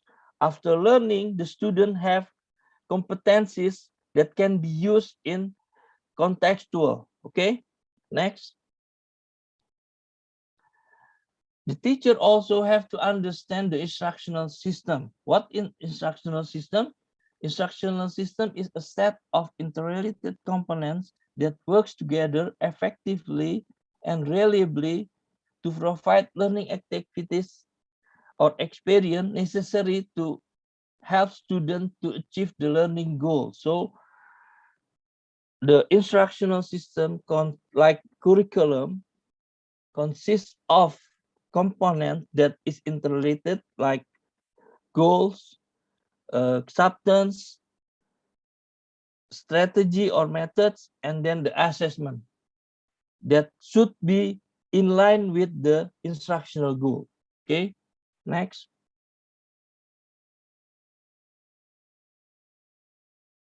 Next slide, please. Okay, there are many types of instructional system. We used to be a face-to-face instruction, but now because of the pandemic, we have to implement the online learning or blended learning. And in my institution, Open University, use the instructional system as open and distant learning. And there is new types of instructional system. We call it MOOCs, Massive Open Online Course. And then instructional, we can also design the program, workshop, and seminar with the instructional design. Okay, next. So this is the main component of the instructional system that the teacher must consider in designing and developing or implementing the curriculums to be a successful learning activities. One is instructional goal and activities. Yeah, this is very important because this statement can direct other components in line with the goals. Yeah. Then the next is learning content. After we know the goals, the learning goal, then we decide the learning contents to be taught to students. And then we decide also instructional method and strategy that can be used to help students to achieve the instructional goals. And then we can also decide the instructional media and resources to be used in a system. And then the last component is a learning assessment. Learning assessment is very important. It should be valid, and reliable in order to know the achievement of student in learning the instructional goal. Okay, next. The summary of my presentation is, our teacher must be creative in translating the implementing curriculum to be a meaningful learning experience. The second, implementing instructional design knowledge and skill will help teacher to create effective, efficient, and appealing learning programs. Then the third, creating the meaningful experience can be done through implementing the instructional design knowledge and skill, which include analysis, design, develop, implement, and evaluate instructional program. I think this is all my presentation today. So I hope you enjoy my presentation. Hello? Hello, sir. Next, yeah. Next slide. I would like to say thank you for attending my presentation. Thank you. Thank you. It's a really meaningful speech from Dr. Benny. And we also pretty delightful to learn many things from Dr. Benny's speech just for this conference, and that's why it makes this conference so special, because since Dr. Benny is also Indonesian, orang Indonesia, Bapak, saya ingin menyarankan bagaimana jika sesi tanya jawab ini kita juga deliver dalam kita laksanakan dalam bahasa Indonesia juga, atau bisa dengan code switching atau dua bahasa. Bisa dua bahasa. Oke, no problem. Baik Bapak, kebetulan saya baru saja untuk menyampaikan, apabila ada pertanyaan silakan dituliskan di kolom chat. If there is any questions from the audience for Dr. Benny, you can write it down in chat box. Or okay, I read in chat box now. Yeah. Okay, I will help to write. Okay, the first question is from Mehmet Casmat, right? Mehmet Casmat, Universitas Terbuka. Yeah. Mehmet Casmat asked me about this, how to make systematic learning instructional design to solve learning problem and to improve student performance in online learning. Yeah, I will answer the question. Online learning is rather different with the face-to-face, yeah, because online learning depends on the media which is used, yeah. The media, if the media is good, I mean clear enough and interesting, so that the online learning will be useful for the students, will help student learning, yeah. So we design also, we design the online learning rather different than with the face-to-face, yeah, because the online learning have specific characteristic, yeah. First is using media is more, and then interaction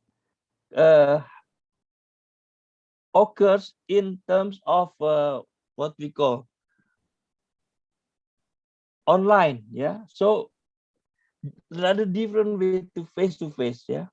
And then we can use also what we call synchronous and asynchronous. So in these things, the online learning make the teacher works longer than face-to-face, because there is a asynchronous activities that the teacher must be checked every time, So yeah, we have to design different, yeah, in terms of media, strategy, and also activity.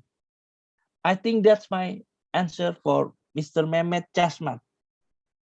Okay. Is there any question?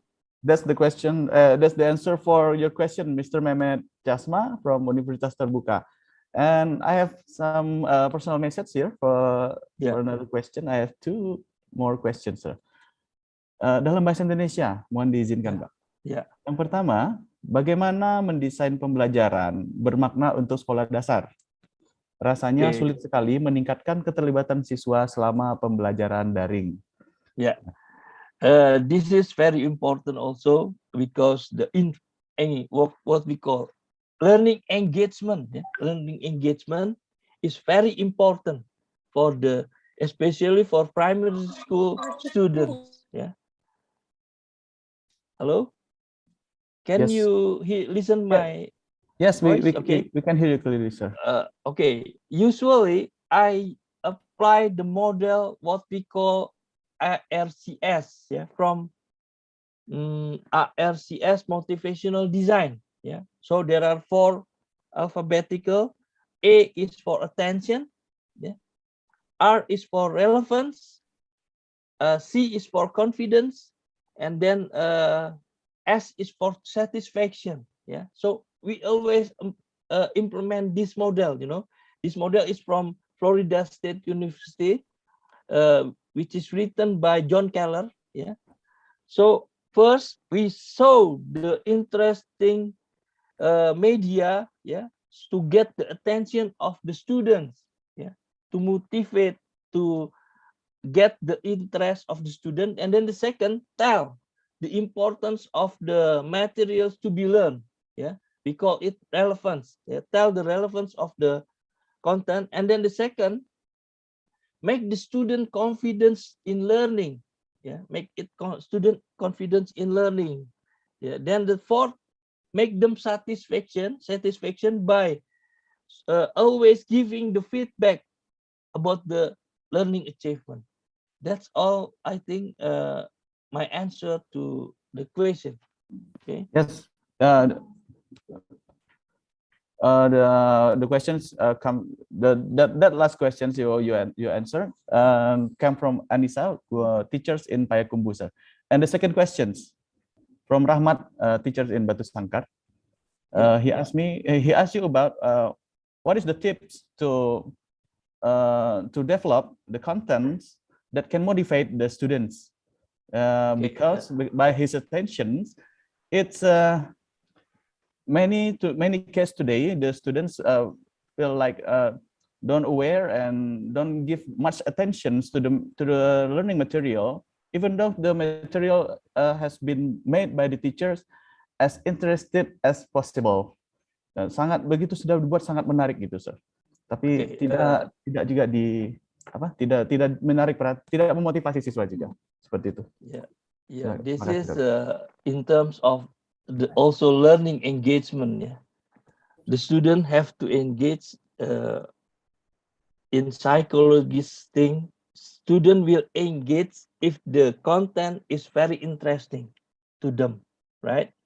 And then student will engage if the activities is also relevant with their needs. I mean, the activities is very engrossing, so that they can involve with the materials. Then the third one, the teacher have to give continuous guidance to learn. They very, sabar in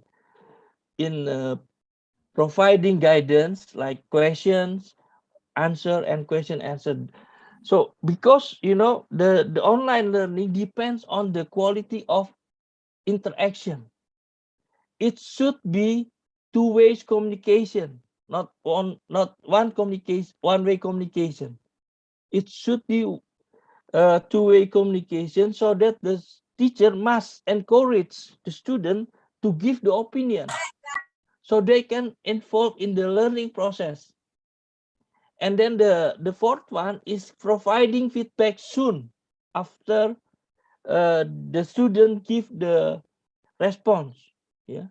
Or the assignment should be preview very soon, because as human, we always want to know about our achievement, right? Okay, that's maybe hope answering the question of from Padang, right? Yes, sir. From Batu Sangkar. From Batu Sangkar. Batu Okay. Sangkar. Okay. Yeah. I mean, Next. the instantly given feedback of the students' assignment can motivate them. I think that's the point of your answer. One of your point in your answer, sir. Is that correct, sir? Yeah. Yes. Okay, thank you. And there's one last question from Irena Maurin in chat box Zoom here, sir. Question? Irena Maurin is my friend from, I think, Surabaya or Palang. Okay. Oh, what is the question? The question is, Irena Maurin asks you, in a formal academic learning, in higher educations, how necessary is it to accommodate the nature of our casual, informal, in the quote, casual, informal youth into the message designs? Okay, this is talking about the message design. Yeah, the teacher design. have to have skill in developing the message. Yeah. So, for example, if your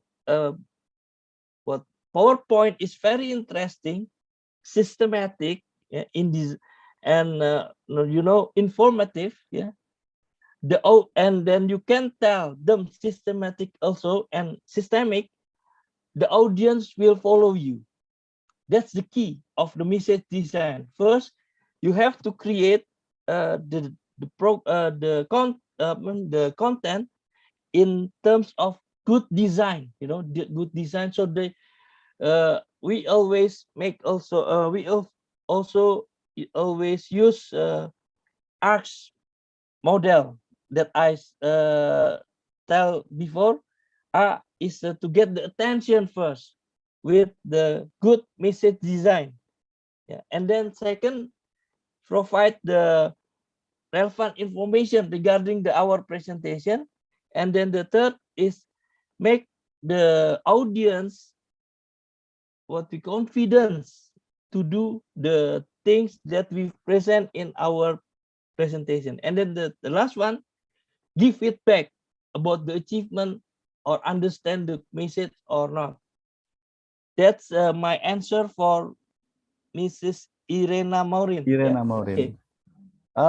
Doctor, I'm really sorry. I think I missed one question before that I say it's last question. So, but we still have. I skipped one question from Ernita Sari Mulyadi. Okay. Before Miss Irena, you have answered before. She asks you, Assalamualaikum, please give your opinion by using the platform online learning can fulfill the objective of the curriculum, because it's still my longer questions. I'm sorry. It's still my longer question. Value is also important other than knowledge, especially for young learner, by Anita Sari Mulyadi from UNESA. Okay, Anita Sari, this is a great question. First, this is related to our presentation today, that the teacher have to implement the curriculum in the micro level by implementing the instructional design. So first study the curriculum, what the curriculum tell about the skill and also knowledge that the student have to achieve. And then after that, the teacher have to design by implementing the systematic and systemic approach, first translating the curriculum to be a learning program with instructional design. First, the teacher have to determine the instructional goal or learning goal. And then the second, the teacher have to decide the content to be taught. Yeah. And then the third, decide what strategy, what learning strategy and method used to involve or to engage student in the learning activities. And then the fourth one, creating the assessment or tasks that can be used to measure the student achievement after learning the program. I think there are four components that can be used to implement the curriculum in the micro level. First, determine the goal. The second, decide the content. The third is decide the method and strategy, and then write the test or assessment. Okay, I think my answer is for Bu Ernita Sari. Thank you. Miss Ernita Sari. Okay, Dr. Benny, I think this is a wonderful session. It's a meaningful, many constructive ideas and answer from you. It's I hope all the answer can fulfill the curiosity of the participants here and all the guests. But still, because the time limitation, I think we should close this plenary sessions, the session 1 of ICOET today. And me as the moderator want to give you a great appreciation. Thank you so much for joining. Thank you also, Mr. Julian Fikri, for guiding me in this session. Okay, thank you.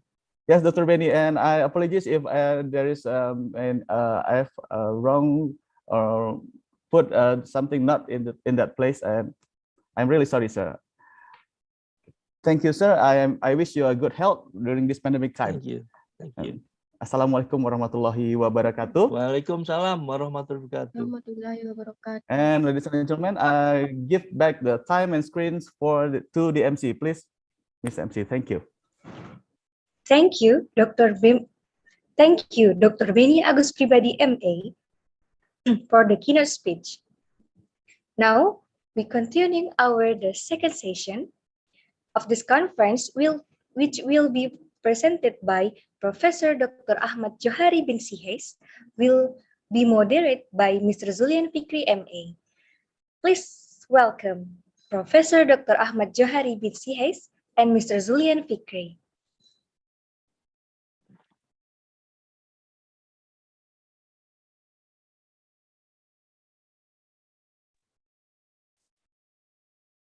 Okay, thank you. And the screen get back to me again. Thank you, Miss MC, Miss Aina.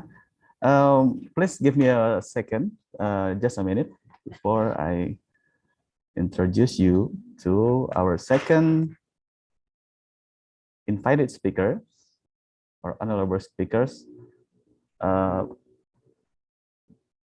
Ahmad Johari bin Sihes, PhD. I hope Dr. Johari is already, Dr. Ahmad Johari already joined us today. Yes. Yeah, I already joined. Yeah. Can you hear me? Yes, I can hear you clearly, sir. Okay, Alhamdulillah. Alhamdulillah. And can you hear me, sir, clearly in Malaysia? Sir? Yes. Very loud and clear. Thank you, sir. Okay, sir. I think allow me to directly introduce you to the audience today.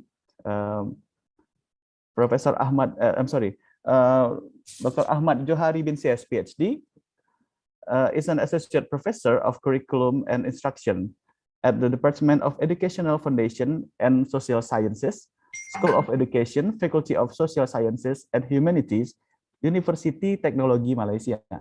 He obtained his bachelor degree in chemistry from University of Minnesota, USA, and he received his master degrees in curriculum construction from University of Minnesota also. His PhD degree is in the field of curriculum and instruction from University Teknologi Malaysia. His fields of interest are curriculum development, instructional technology, and higher education. He has published many research articles in different international journals. Apart from his teaching and research experience, he has developed materials and designed curriculum for school and universities and training in curriculum development of management. And he is also a panel assessor for Malaysian Qualification Agency, which monitor the quality and accreditation of academic programs in Malaysian higher education institutions. Currently, Associate Professor Dr. Ahmad Johari bin Sihes is an Assistant Dean in Quality and Strategy at the Faculty of Social Sciences and Humanities and at University of Technology Malaysia. Wow, that's amazing achievement from you, doctor. May I call you Dr. Johari, sir? Yeah. Yes, you can. Please. Alhamdulillah. And this occasion, you may also use full English or code switching, sir. Yes, we can use both English, Indonesian, and Indonesia and Malaysia also. Yeah, It's no problem, sir, because bahasa Indonesia and bahasa Melayu itu sangat dekat, sir. Yeah, so close. serumpun Yeah, kita. serumpun. Yeah, we can understand each other. Thank you, sir. Yes. Okay, so without further ado, may we begin the presentation, sir? Yes, of course. Do you need us to help you to share the slide? Yes, please. It's easier for you to, if you can share the PowerPoint. Okay, please give me a moment, sir. Okay.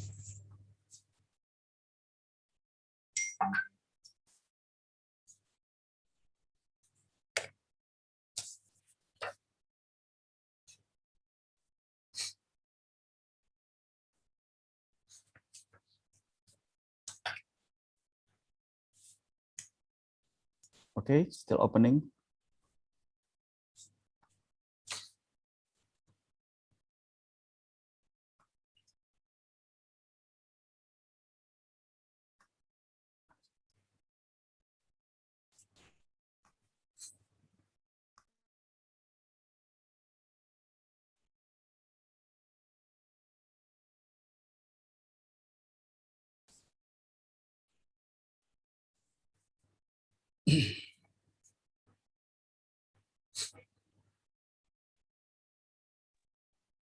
Okay, still opening, sir. Really sorry. It's okay. The limitations of technical. I'm sorry. I think the file is quite large. Yes. It takes some time to load. Okay, sir. I'm sharing the PowerPoint now. Okay.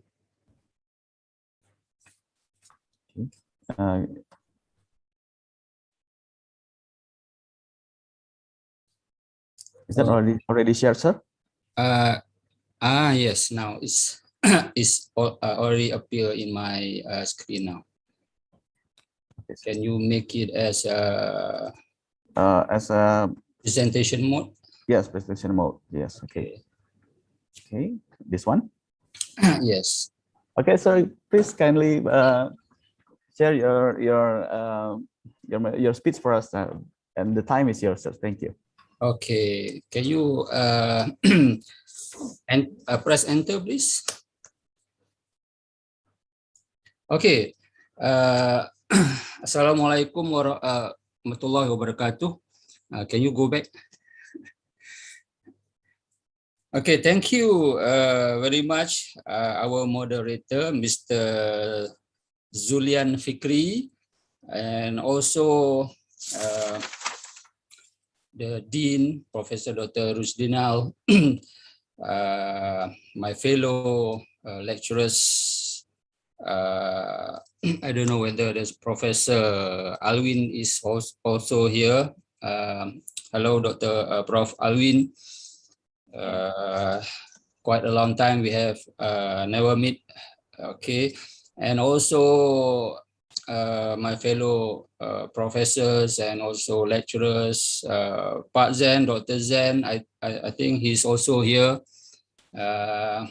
Yeah, Pak Zen and Dr. Zuwirna also I think is here. Both of them are my PhD students and graduated already with a doctorate degree. Congratulations. I just want to make a statement. To join Prof. Hari. Yeah, okay.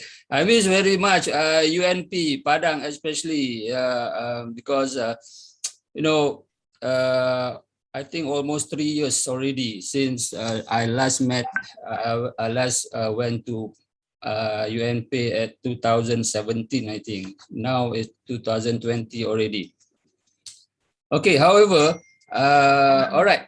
Thank you. I thank you very much for the faculty and also UNP and also the committee for inviting me to give a my speech. Actually, it's not really a speech. It's just a sharing of my research and also my experiences with us. Okay, Mr. Zulan, can you go back? Go back. Yeah, this is the first slide. Okay, so my topic is actually I am sharing my experience. So I think most of us have already known and also experienced this pandemic problem and also these challenges. Yeah. Okay. Now, what I'm going to talk about today is mainly in terms of higher education. Yeah, in terms of higher education. All right. The topic is flexible and organic curriculum structure. So I just will zoom my talk about curriculum structure. Okay. Second. Go on to the next. All right. What is flexible? What is organic? Okay. So this is just the definition here. I think everybody know curriculum flexible is a curriculum structure that can be shaped according to change which occurs in a learning environment, yeah, in line with the development of various industries and globally. Okay, this is a general definition, yeah. Flexible. Traditionally, we have a very rigid curriculum. For example, in our traditional program, in 4 years, maybe in education program, in a 4 year, we have fixed curriculum. From year 1, year 2, year 3, year 4, all the courses or the subject have been laid down, has been planned, and it. I think most of this courses are fixed until year 1 and until year 4. Okay, for example, now, yeah, we are having pandemic in 2020, started in 2020. So we have this distraction. So do we need to modify our curriculum? If we have the flexibility, the policy of our university, of our faculties, we can modify. So we can modify. If we do not have the policy of these procedures to modify the curriculum, so we are stuck on it. Yeah. Okay. The second terminology is organic. I think organic meanings most of us, when we talk about organic, we will think about organic food, yeah, versus this food that are processed using chemicals to make it last longer. Okay, organic is living things, yeah, living things. So it's respond to the environment. Okay, so organic here, the concept of organic curriculum, the curriculum that develops naturally according to contemporary knowledge that needs knowledge needs and current issues. So meaning that, yeah, so the curriculum is flexible and also organic, meaning that the content of the curriculum we can modify according to the needs of the current environment and also the needs of the students. Yeah, we do not expect that this coronavirus to appear, but this coronavirus somewhat maybe a blessing in disguise. Yeah, everything that happened, there are a negative side and also a positive side of it. Okay. Okay, go to the next. All right. So actually, this is one of my research.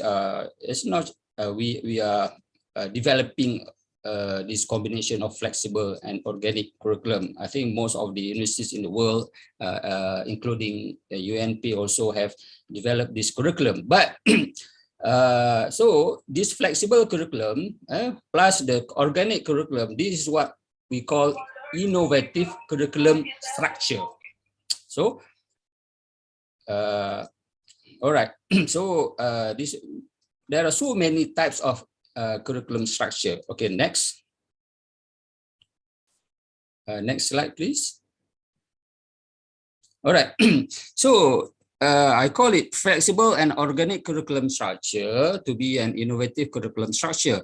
So what is innovative curriculum structure? So if we have innovative curriculum structure that are flexible and also organic, so it will enable higher education. Okay, we are talking about higher education because higher education, as we know, we have the autonomy to create, to develop our curriculum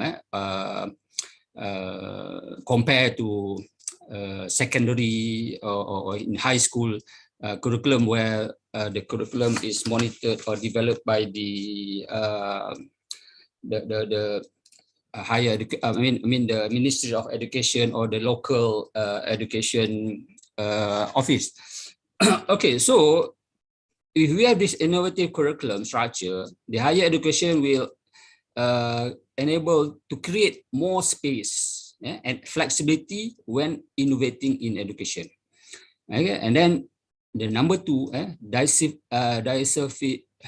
diversified discipline activities and promoting student engagement.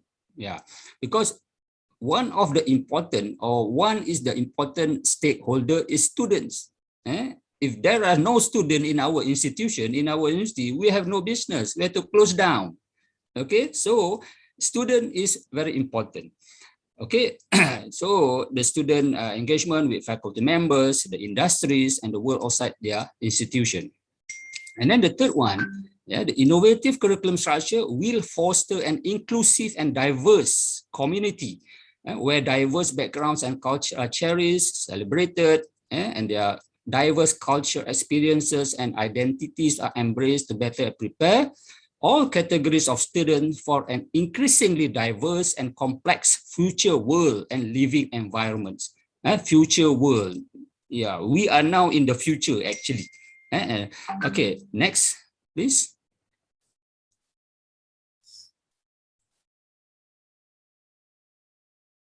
Okay, flexible and organic curriculum structure. So HEI is higher education institution survival. That is important. Yeah.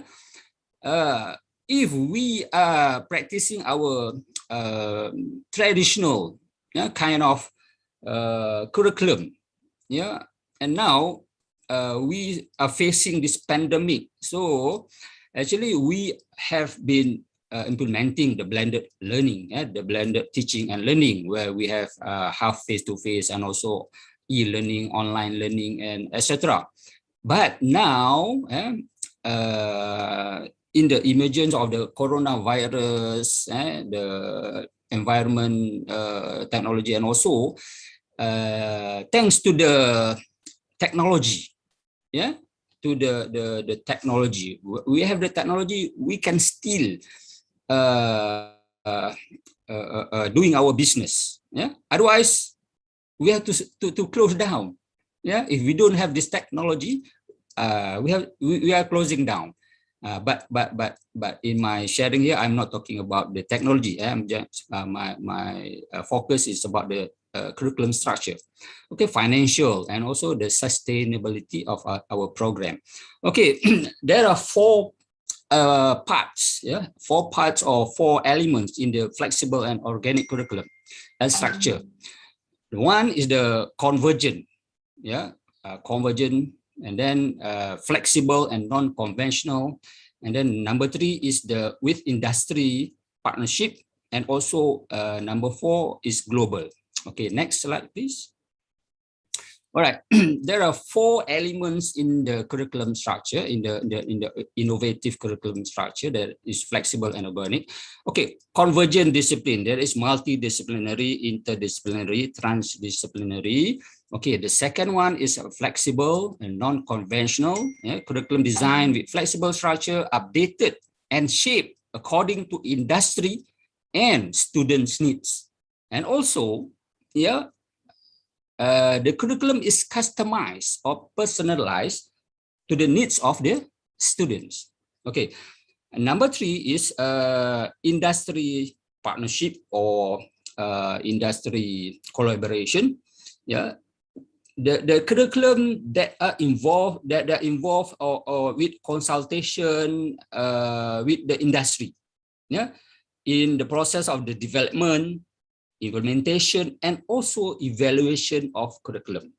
This actually have been done in many parts of the world. In my university also, in UTM, we have this. I will share some of the programs.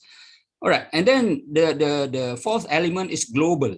Yeah, the curriculum must be globally, that provide exposure to global perspective and also universal issues. Like we are saying, the world is getting smaller thanks to technology.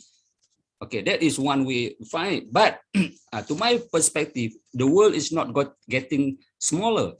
The world is getting bigger. Why? We can explore more. We can go to the places that we have never been before.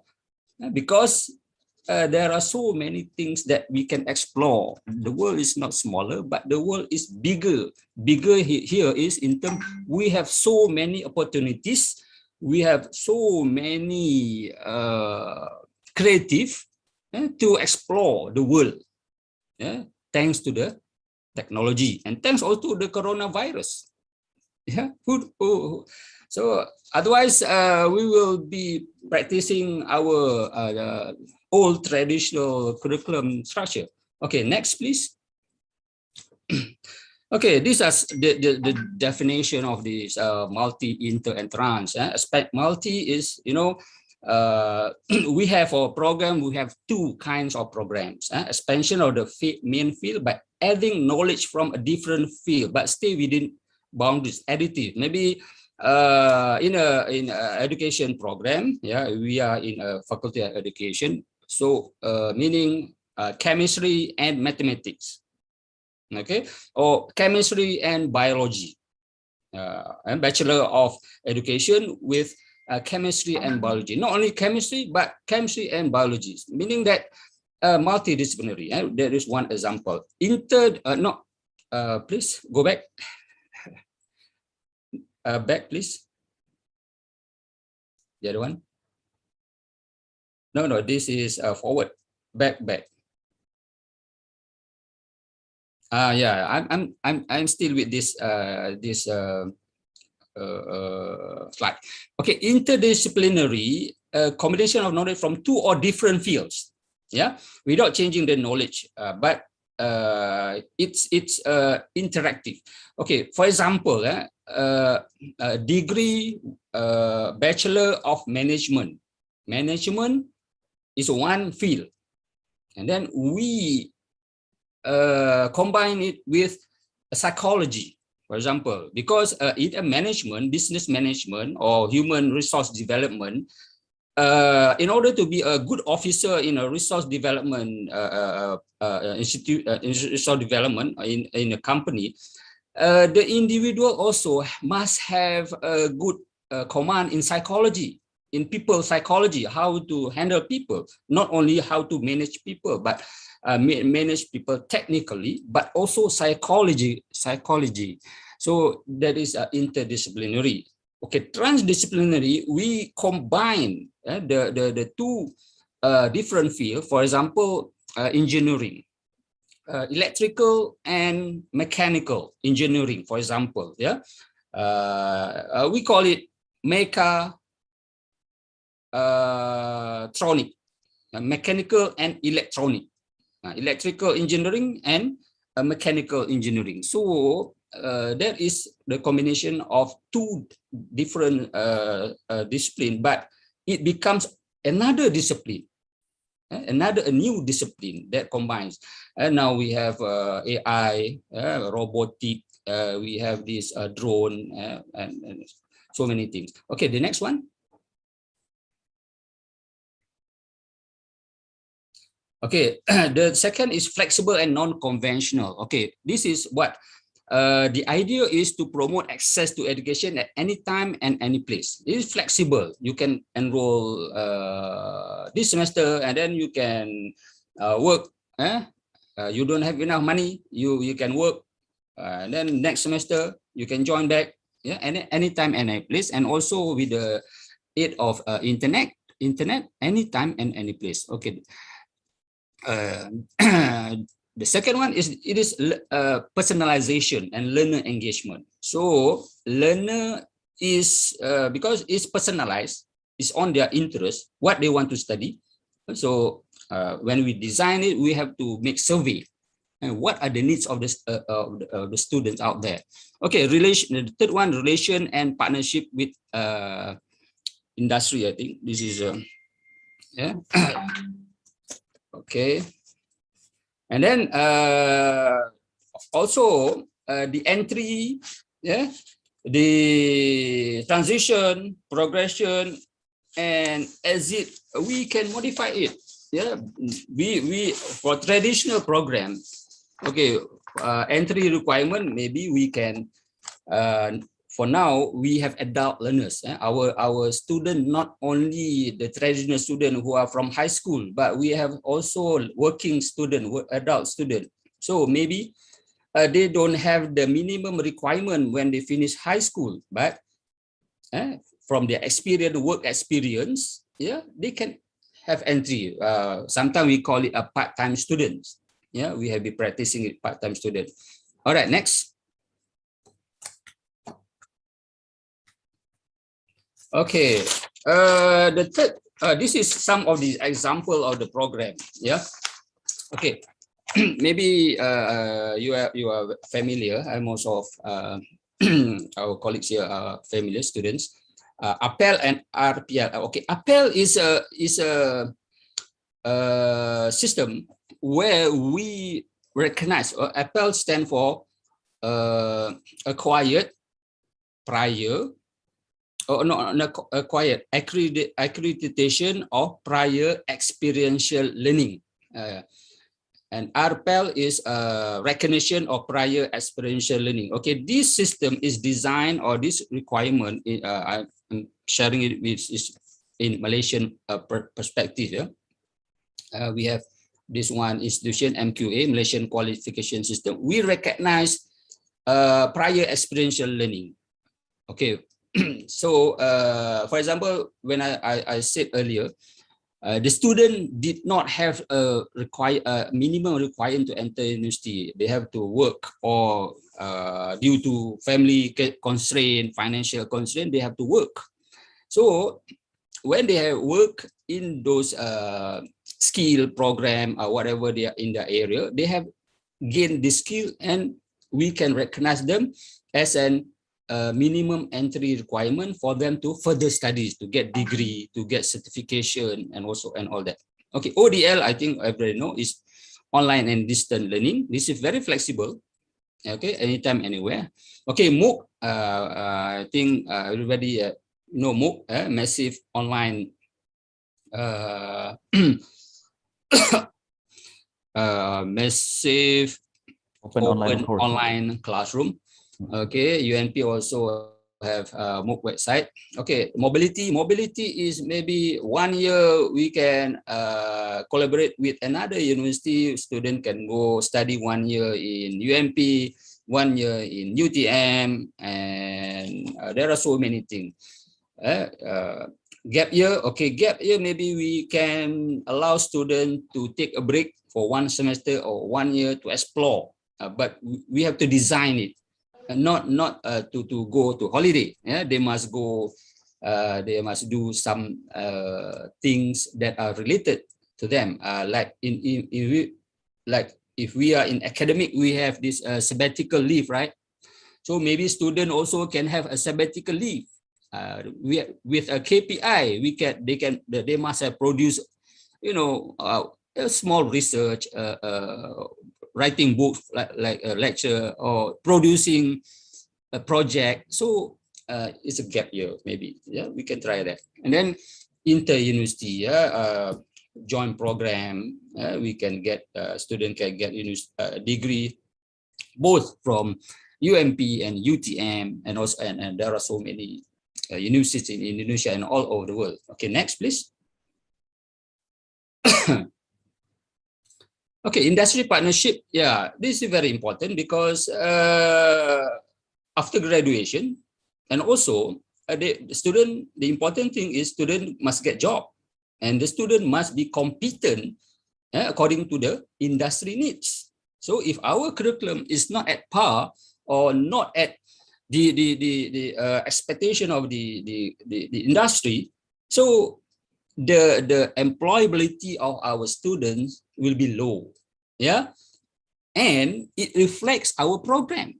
If our employability, if our students did not get jobs, employment, it will reflect the quality of our programs.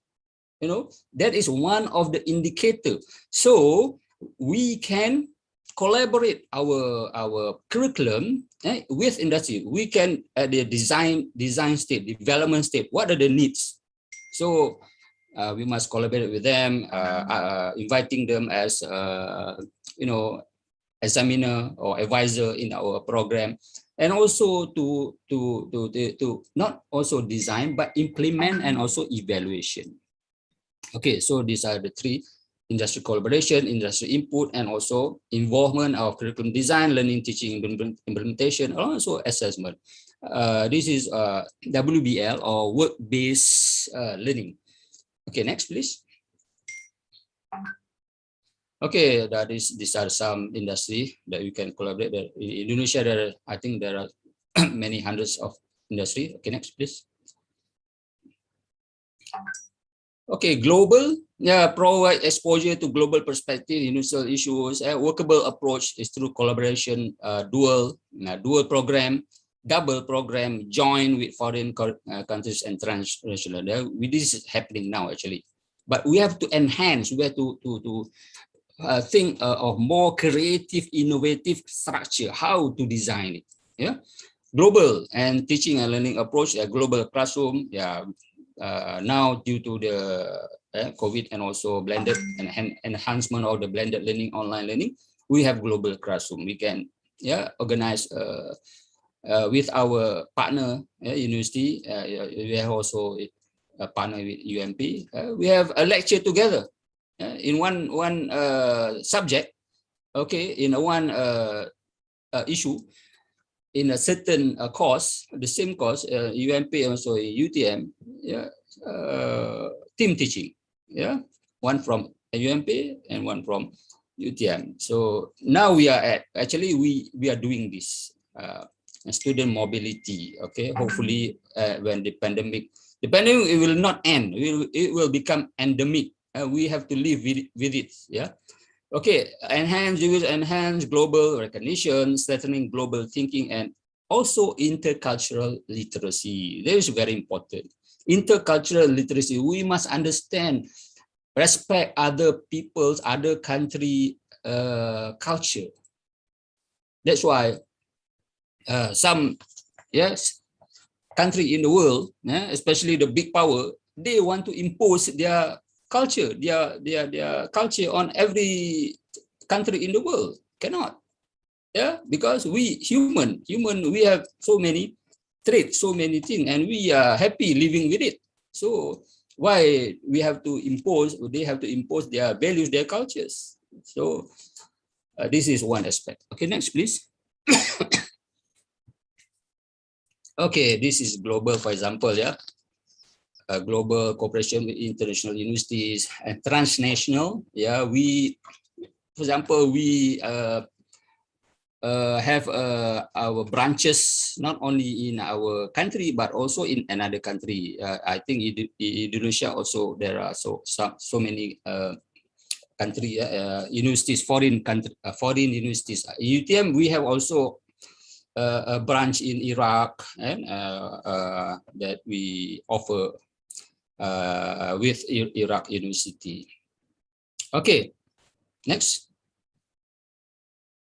How many minutes I have? Okay. Yes, sir. Please continue, Okay. Doctor. Okay, MOOC is common. MOOC, MOOC, massive open online classroom. I think this that is for massive. Okay, this one I just want to share. Maybe in UNP Indonesia emerge also, but this is open also, but this is micro, not massive. So we call it micro credential. Micro credential is a small courses. Yeah. For example, MOOC can be big and also small, but MOOC usually in the course takes maybe 1 month, 2 months to complete, so that they can get certification and then they can transfer. But micro is maybe a 1 day course, 2 day course, and then it's addressed only maybe one objective in a course. Okay, for example, in a course of a philosophy of education, we are in the education department in faculty. So philosophy is of education is a core subject, right, for every teacher in every college, in every faculty. So philosophy education, there are, for example, there are 4 learning outcome or objective. So in micro credential, actually is for working student, working people. Okay, it's very short, as can be standalone, supporting the professional, academic, and also personal development of the learners. We do not call student here, learners. Learners meaning that not only traditional student, but also the non-traditional student, the working student. Okay, learning through short, digestible, and well-planned units form the basis of micro credential or the digital badge. This is just a certificate, actually. We call it digital badge. Okay, next. And the characteristic is ubiquitous. Ubiquitous is everywhere. It's like a MOOC, actually. Also flexible and just in time. Yeah, in time. Okay, next.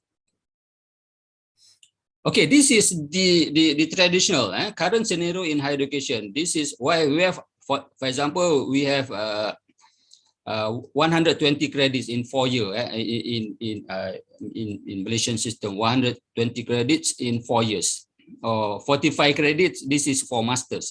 120 is for undergraduate. 45 credits for master. Take for example 1.5 years and 4 years. Okay, for undergraduate, year 1, year 2, year 3, year 4. Then only you can graduate. But the traditional credentialing is full-fledged, comprehensive, structured, and rigid. This is very, like I told you in my opening speech, from if we design from year 1, so year 4 they enroll, the structure is there. It's very rigid, time-based, but micro-credential, we cater individual. Okay, next, please. Okay, this is the scenario. What is the limitation, weaknesses of the existing system? Okay, you see this guy, this is a boy. Okay, perform well in SPM. SPM actually is CJ Pelajaran Malaysia. It's after high school. This is the main certificate that entry high school. Okay, perform well. B40 is below 40. This is one category of we call it below society, where is below 40. Below 40 meaning that this is the lower income family. B40. Oh. Okay, lower income family. Okay. So, so decided to work to help his family. Okay, although he performed well in SPM, they have no money, and he's, for example, he is the eldest one, and he has maybe 3, 4 sisters and brothers younger. So very dedicated and diligent worker. He worked, but still has a strong interest to pursue his study. So looking for flexible and affordable program. This is the way forward, actually, because we are people. This is a student. Okay, the second one. This is the girl one. She is a working senior executive in information system. Graduated with Bachelor of Information. She graduated. She's working already from university in 1998, for example. But she need to update knowledge in the area of big data, for example, or artificial intelligence. So, but she's too busy to enroll in a maybe part-time program or there are so many programs, too busy to attend long stretch courses and no study leave scheme by the employer. So need evidence of certification for career development. For example, you want to be promoted, you have to have a certificate. So no time, no leave, no study leave, but so this is we provide micro credential. People need lifelong learning, flexible opportunities, currency, industry demanded evidence of competencies, and also self-determined learners. So we are going from OBE. OBE is what? Is an outcome-based education. Outcome meaning that after 4 years you become competent at the thing. But now we are looking at competency-based education, CBE, meaning that what you are doing to enhance your skill to get promoted, and it shows directly. After you finish this micro credential course, with the evaluation, the portfolio that have been designed, you get a certificate. We call it badge, and then you can present it for your promotion.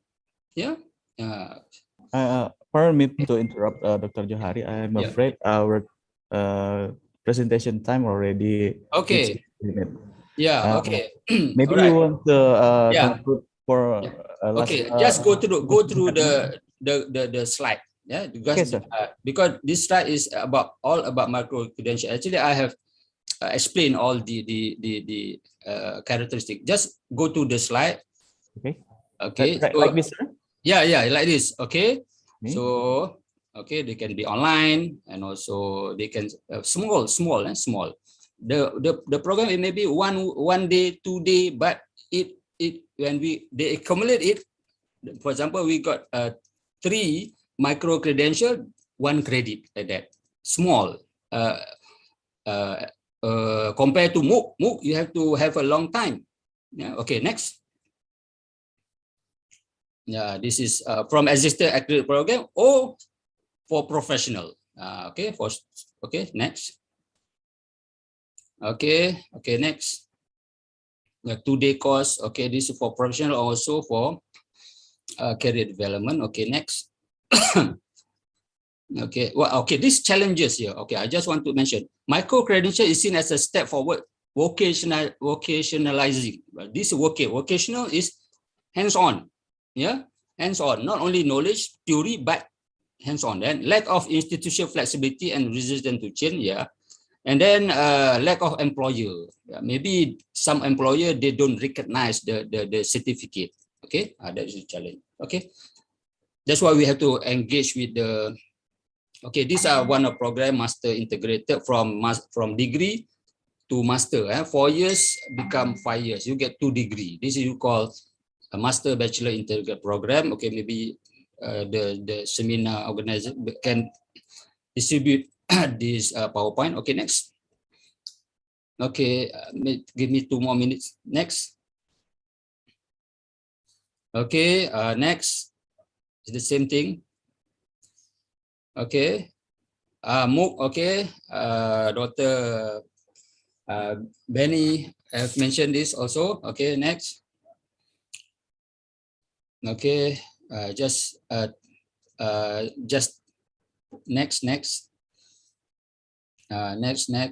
Yeah, this is 2 years in university, 2 years in industry. Okay, next. Yeah, inter-university. Next. Just push next.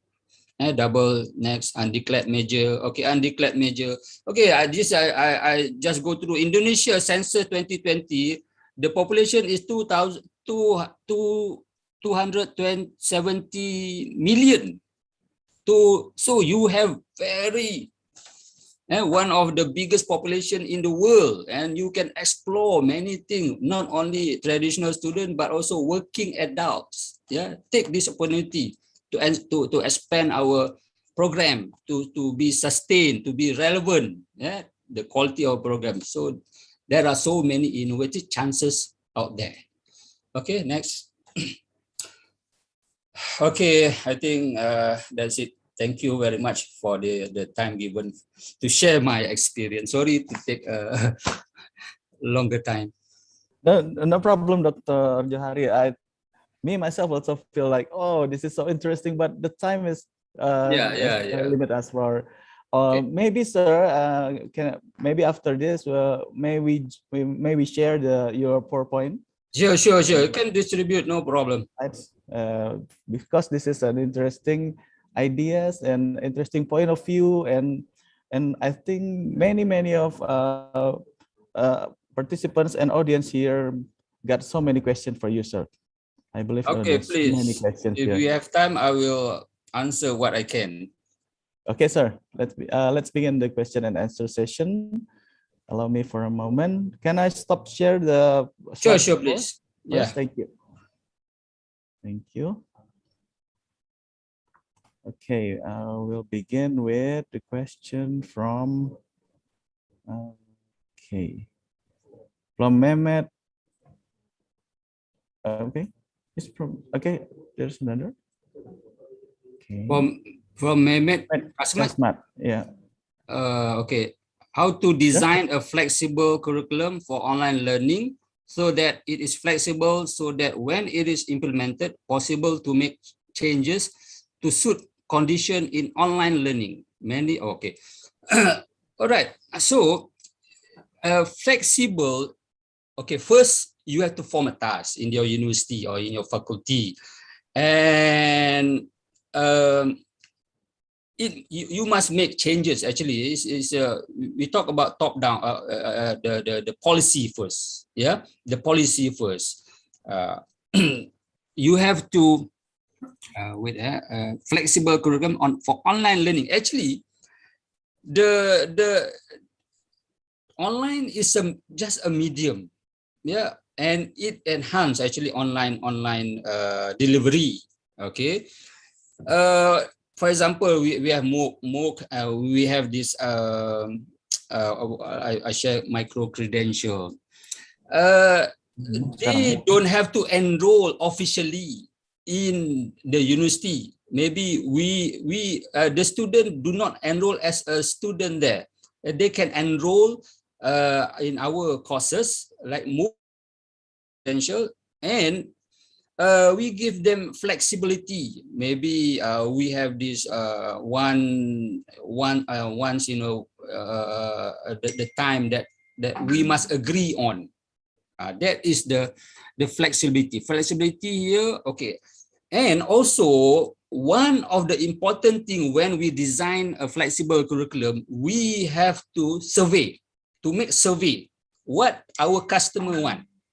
That is the very important. If we want to produce a product, so we want our product to sell.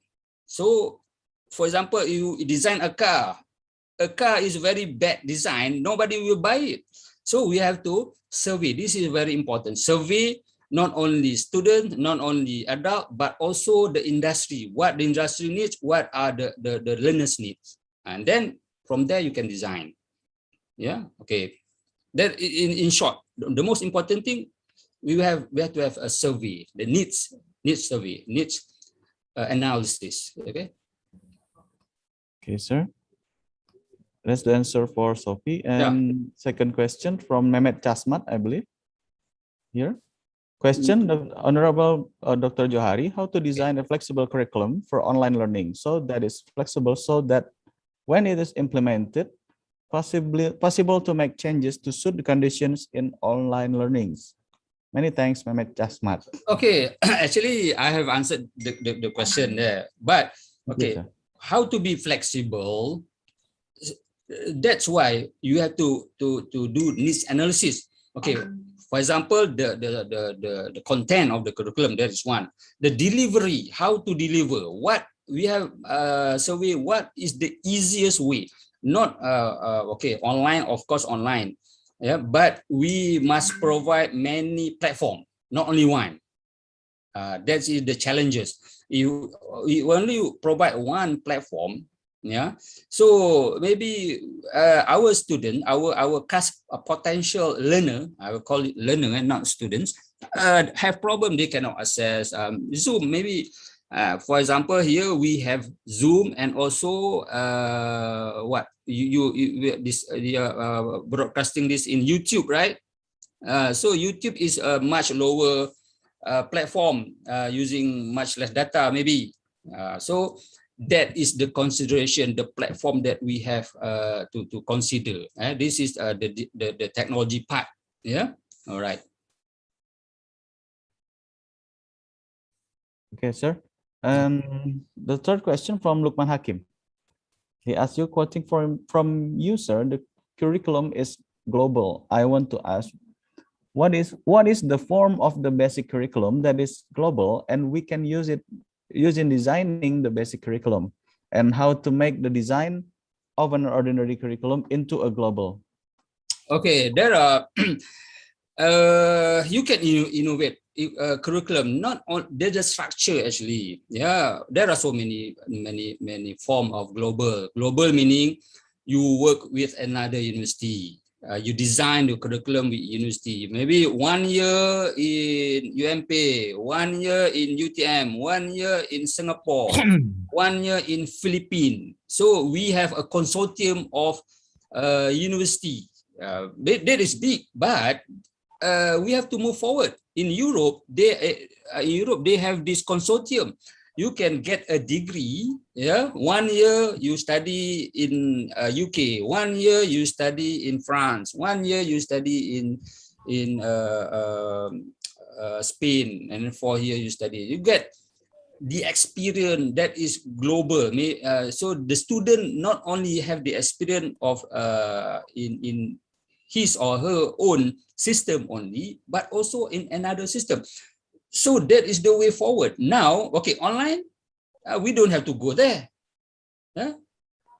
Now we are online. Like I think most of us, there 1 year, 2 years, 2 semesters already, we are online. I have many students from China. For 2 semesters now already. I never met them in reality, just met them in the virtual. Yeah, but yeah, we can implement that. Yeah, so with the advance of the technology, yeah, we can use the curriculum. So it's the global is we have this partnership, or we have this collaboration with other. Now we are actually doing seminar also. One of the example of global, we can include this in our curriculum. Maybe for evaluation of the subject of the course, the student have to organize a seminar, international seminar, webinar. So when they are in the process, they are organizing the seminar, they have to collaborate with another university, they have to communicate. So we can include all these elements of the skills, knowledge, and also the fundamentals of the basic knowledge, and so skill in our curriculum. Not saying that the whole curriculum must be included in, must be shown that it is global 1 year. So there are so many ways. There's the example that I give you, collaboration with others, not only in face-to-face. Now we are doing online, so we can go. That's why I said the world is not getting smaller, the world is getting bigger, so that we can explore more. The coronavirus is small, but we can explore what is inside the corona. Okay. Sir, there's a interesting question from the head of department of educational technology herself, Dr. Abna Hidayati here from FIP UNP. Yeah, Dr. Abna. Thank you for attending. Okay, what is your question? I will write it personally from the moderator. But it's not in the chat box, sir.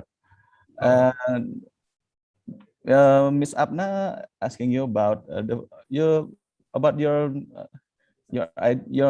explanation about flexibility of the curriculum. Since there has been a standard of policy applied in certain countries about how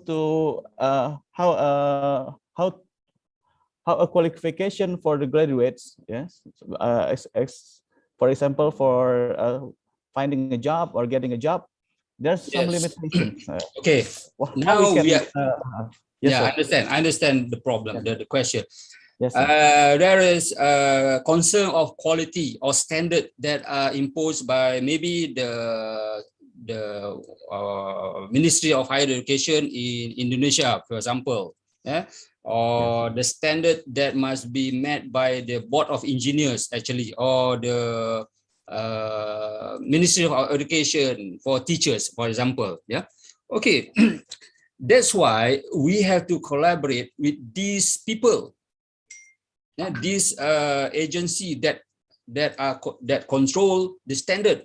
For example, in Malaysia, share in Malaysia, we have this one agency under the Ministry of Higher Education. This is called MQA, Malaysian Qualification Agency. You can browse, you can Google MQA.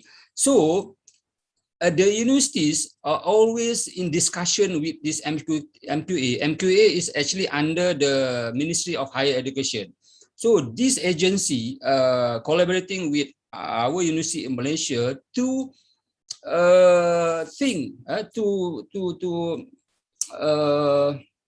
explore the innovative. So, for example, we want to make a flexible, undeclared major, or maybe a global. Yeah. So this agency or this industry, board of industry, whatever, board of engineers, or so we must include them with the development of the curriculum. And sometimes, for example, MQA, the body that government the quality, they give guideline with the discussion with our universities. Yeah, Indonesia, I think Indonesia there also have this governing university. So we propose to this authority, yeah, and also when we design the curriculum, we have to include for industry. We have to include the industry. That is what we call industrial partnership, so that the professional bodies will recognize, will give advice to get our curriculum more appealing, more contemporary, more sustainable, and more responsive to the industrial needs and also the community needs.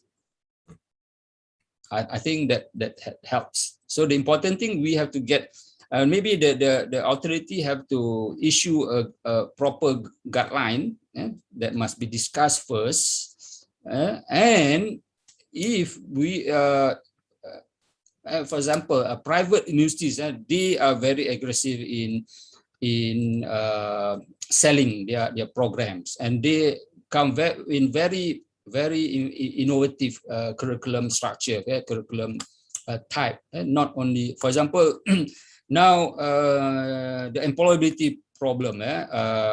We want to get jobs, our student to get job. Okay, in faculty of education, the traditional one is to become a teacher or a lecturer. But is there enough for them to be a lecturer? Maybe not a teacher, not a school teacher. No, there maybe a teacher we have more extra micro credential.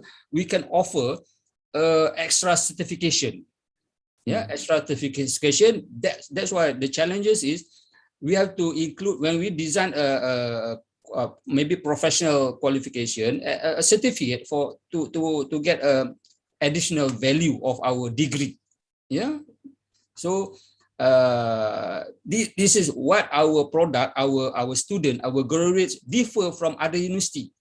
Yeah. Now remember that education is not just a philosophy to get knowledge, to get all that wisdom, but now the important thing is university now is a business. Okay, if we don't have student, we don't have customer, we will close down. Yeah, Indonesia, you got so many customers, you don't worry. But in Malaysia, we are worried now. We only have 30 something million, but we have so many universities. We are fighting each other. We are chasing. We are surviving to survive. That's why we have to be innovative. Okay, Dr. Jahari, thank you for the answer. And how about that, Dr. Apna? Have you about Okay, thank you, sir. Yeah. Okay. I'm sure, Doctor, there's so many more questions like to ask to you from the audience, but unfortunately we are limited by the time and durations here. And I, as the moderator, like to appreciate of your sharing of knowledge and ideas and point of view with us. And I'm afraid this would be end of our sessions from the second session of our second of plenary sessions today of ICOET 2021. Doctor, I like to say thank you so much for joining us and for your sharing. And Okay. Thank you, sir.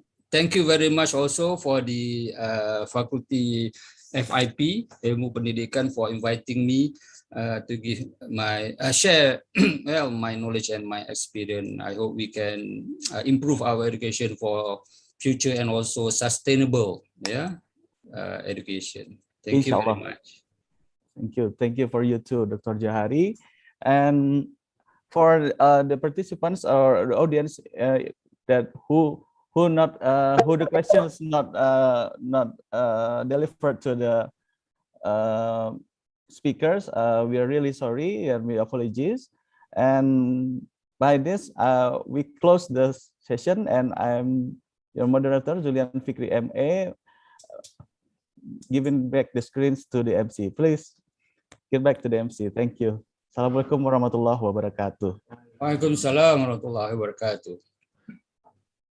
Thank you for Professor Dr. Ahmad Johari bin Sihes and Mr. Zulian Fikri MA for the keynote speech.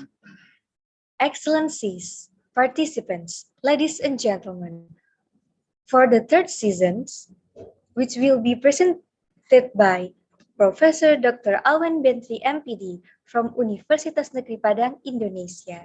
This session will be moderated by Ms. Mutiara Felicita Amsal, MPD. Ladies and gentlemen, please welcome to our moderator, Ms. Felicita Amsal, MPD. Okay. Miss MC, can you hear my voice clearly? Okay, thank you. Assalamualaikum warahmatullahi wabarakatuh. Peace be upon you. Excellencies, distinguished guests, ladies and gentlemen, and in this good occasion, allow me to welcome you to the second International Conference on Educational Technology held by Curriculum and Educational Technology, Faculty of Education, Universitas Negeri Padang, with them the role of educational technology to support the change of educational curriculum for sustainable development. And now I am Mutiara Felicita Amsal, will be moderating for this session. And this session we have 30 minutes for this session, 20 minutes for presentations, and 10 minutes for question and answer session. And in a moment, we are going to listen to our honorable speaker in this conference. Before that, I want to say hello first to our speakers. Assalamualaikum, Professor Alwen Bentri. Waalaikumsalam. How do you do, sir? Fine. Okay, thank you. Allow me to talk about your CV first. And as a brief, Professor Dr. Alwen Bentri MPD is a professor of curriculum at Curriculum and Educational Technology, Faculty of Education, Universitas Negeri Padang. He obtained his bachelor degree in curriculum development from the IKIP Padang, and now IKIP Padang name is UNP, Universitas Negeri Padang. And he received his master degree in curriculum development from IKIP Bandung, and now the name is IKIP Bandung is UPI Bandung, Universitas Pendidikan Indonesia. And his doctor degree is in the field of curriculum at Universitas Negeri Padang. And Professor Alwen Bentry, he is a Dean of Faculty of Education from 2015 until 2019. And he also has a research experience about curriculum and instructional, of course. And he had copyright about the effectiveness of blended learning strategy formulation on implementing curriculum, and also the practically of blended learning strategy formulating on implementing curriculum. And the last is panduan layanan bimbingan kelompok untuk peningkatan religiusitas siswa dalam pencegahan penyalahgunaan narkoba. That is a copyright. And also, I think it's enough about our keynote CV. All right, we are not going to wait any longer. Please let Professor Dr. Alwen Bentry, MPD, to deliver his speech. To Professor Dr. Alwen Bentry, MPD, the time and the screen are yours. Okay. Thank you, moderator. Mrs. Candidate of Dr. Mutia Felicita. Okay. Okay. The Honorable Rector and Vice Rector, Dean and Vice Dean, Head and Secretary, Department of Curriculum and Educational Technology, Moderator, and Chairman and member of the committee, and all participants, especially our speaker, Professor Benny and Professor Johari. Welcome to join. When to Padang? We are happy. Waiting to go to Padang again. We are happy. Yeah, we are happy to invite Pak Johari dan Pak Benny. Ya, ditunggu Pak Johari ketibaannya di Padang ya. Oke. Okay. My topic this time is future curriculum development. Have share screen.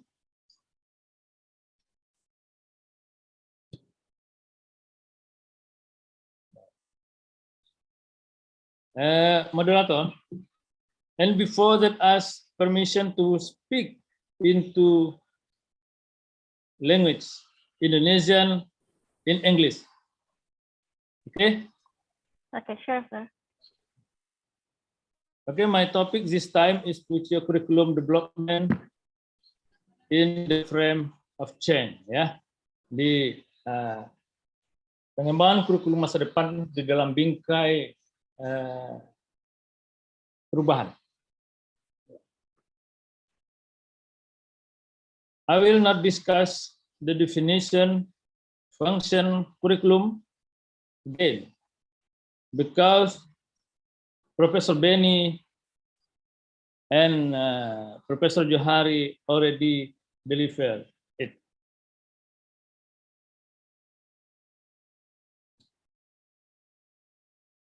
The future curriculum development related to past and present condition and studies.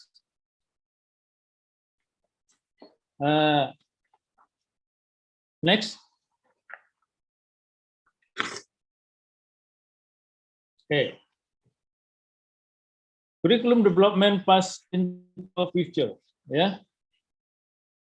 As John Dewey, knowledge of the past is the key to future success.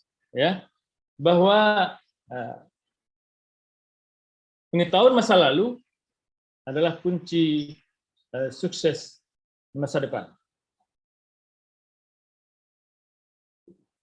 The next part of the analysis, I want to present issue. Next. Okay. Past curriculum development issues. 1. Curriculum change frequently. Selama kita ikut sejarah kurikulum di Indonesia, berkaitan dengan ini, sudah hampir ya, mungkin sudah 10 kali terjadi perubahan. Begitu seringnya terjadi perubahan itu. Perubahan itu tentu disebabkan oleh beberapa hal. Nanti akan dilihat di slide selanjutnya. Semasa SBY, Presiden SBY saja terjadi perubahan itu 3 kali. Next, instant change, ya. Bahwa perubahan itu bersifat instan. Ya. Belum didasari atau ada yang tidak didasari oleh pertimbangan-pertimbangan yang mendasar.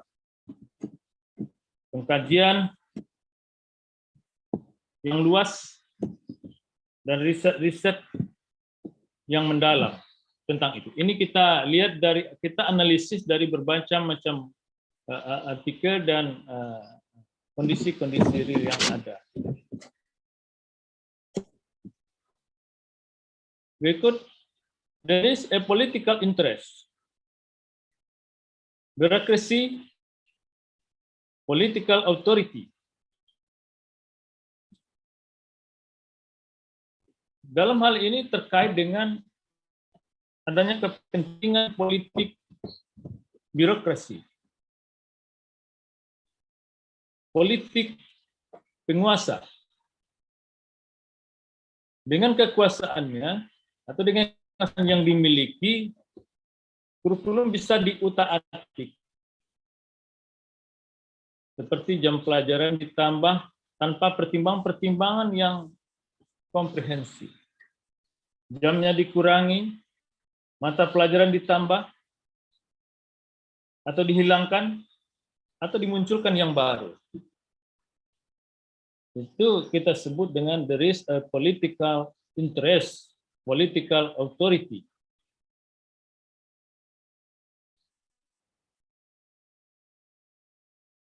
Selanjutnya, theoretical, less applicable, and less value.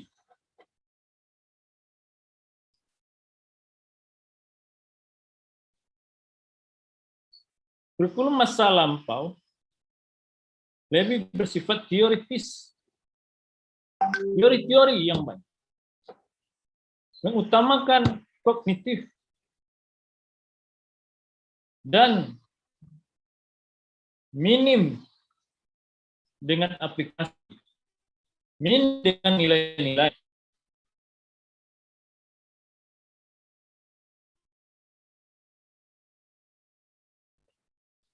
Berikutnya adalah dari poin ini disampaikan bahwa sosialisasi yang tidak memadai, ya, inadequate socialization, infrastructure and human resources are not prepared. Ya, artinya SDM yang tidak disiapkan secara matang and komprehensif.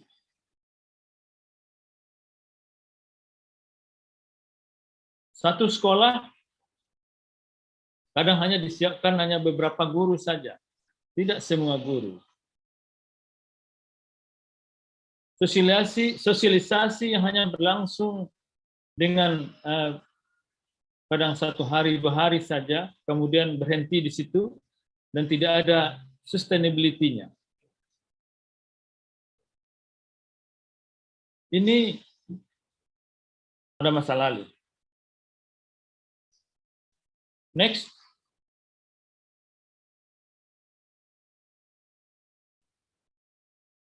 Yeah.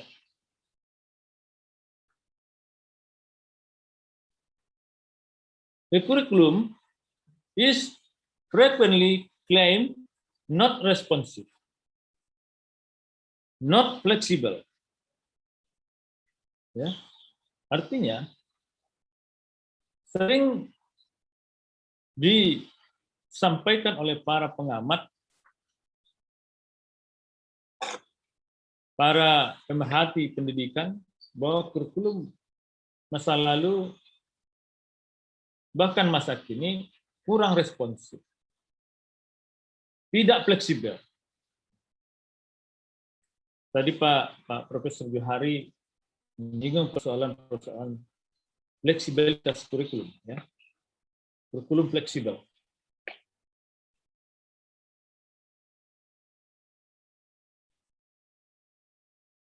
Not fully participate in curriculum implementation.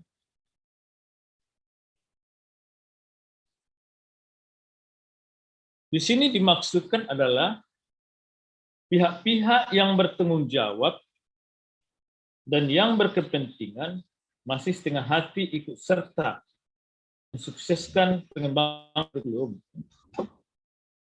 ya, khususnya dalam implementasi.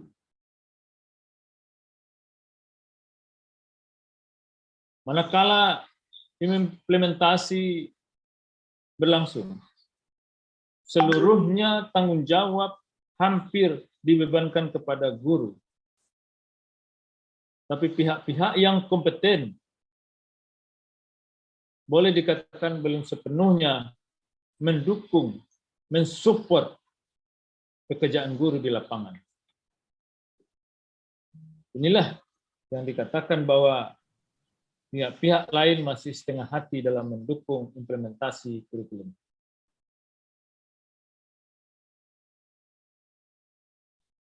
Kemudian, the budget is not compatible with the result achieved. Artinya, anggaran yang dikeluarkan belum seimbang dengan hasil yang dicapai. Ini terbukti bahwa pelatihan-pelatihan, training-training yang dilakukan belum banyak membawa pengaruh yang signifikan terhadap peningkatan profesionalisme para pendidik, para guru, termasuk para dosen. Belum berpengaruh secara signifikan. Salah satu contoh di Indonesia, PLPG, pelatihan guru yang berlangsung hampir 3 pekan,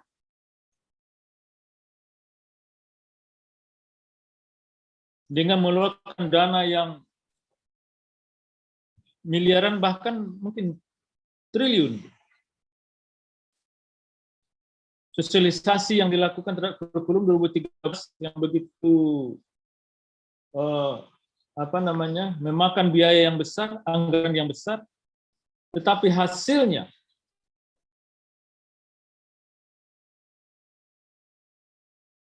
belum mencapai yang diharapkan. What's wrong? Apa yang salah di sini?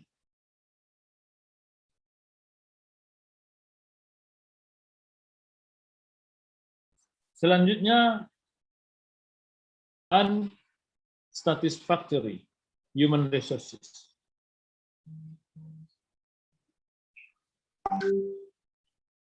Sosialisasi tidak memadai, infrastruktur dan SDM tidak didiam secara matang. Bukan. Sorry. Next. Ya. Not for future curriculum development. Ya. Secara sederhana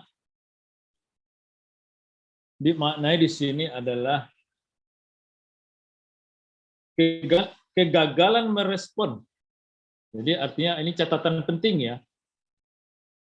Catatan penting tentang pengembangan kurikulum masa depan. Kegagalan merespon dan beradaptasi dengan masa depan berakibat semakin jauh ketinggalan dan semakin dalam keterpurukan. Oleh karena itu, kita perlu merespon atau responsif dan adaptif terhadap masa depan agar tidak jauh tertinggal dan tidak dalam keterpurukan kita. Next.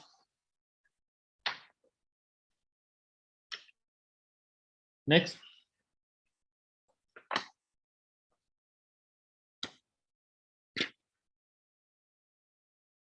Oke.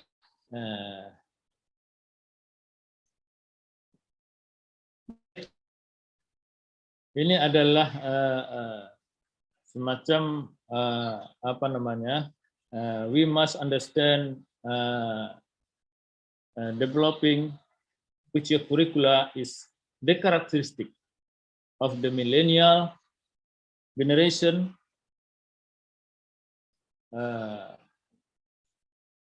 generation Z, and generation Alpha. We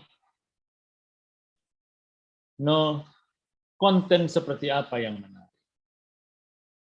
What kind of content is interesting for millennial and generasi Z? Ini harus dipahami jika kita mau menyusun kurikulum masa depan. Ini salah satu. Apa ya konten yang menarik? Digital content more attractive bagi mereka. Visual content more interesting for generasi milenial dan generasi Z maupun generasi Alpha. Ini menjadi bahan pertimbangan salah satu samping pertimbangan lain dalam mengembangkan kurikulum masa depan. Next.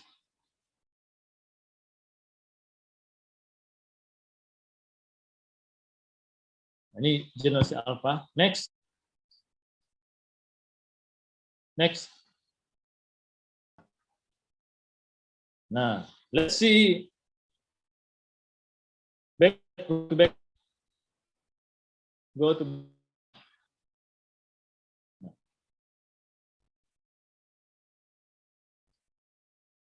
Okay. Let's see this illustration. Generation gap. Ya. Kita lihat di sini begitu jauhnya generasi jaraknya atau gapnya. Di dalam implementasi kurikulum ini mesti dicermati dengan sungguh-sungguh. Kita lihat, I think Profesor atau Mister ini adalah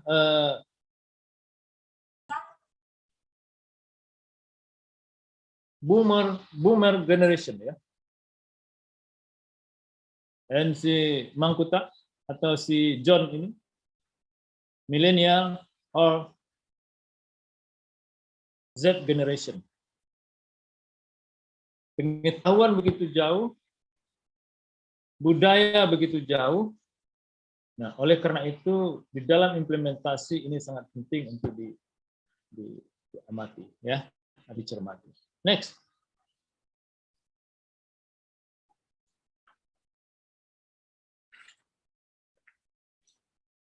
Next, host. Thank you. Next, main karakteristik. Sorry, back. Next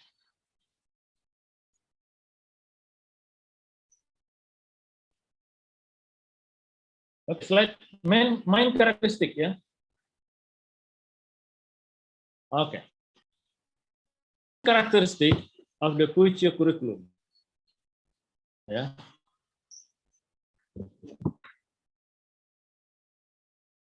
One, functional, ya, adaptif, dan futuristik. Ya. Kurikulum masa depan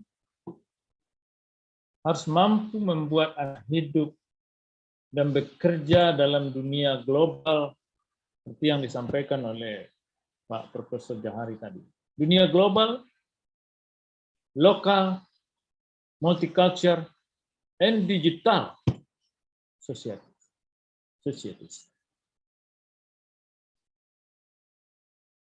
Adaptif,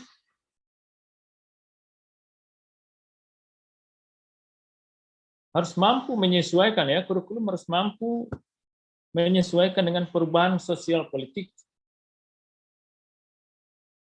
sistem nilai yang berlaku, value system, perubahan ekonomi, economic change, dan perkembangan iptek, ya, science and technology development. Kemudian futuristik, ini adalah kurikulum masa depan yang bergelut dengan kompetensi dalam konteks global dan nasional, ya, dan kompetensi yang dibutuhkan pada abad ke-21. Ini futuristik. Jadi main characteristic of the future curriculum, functional, adaptive, and futuristic. Oke, next.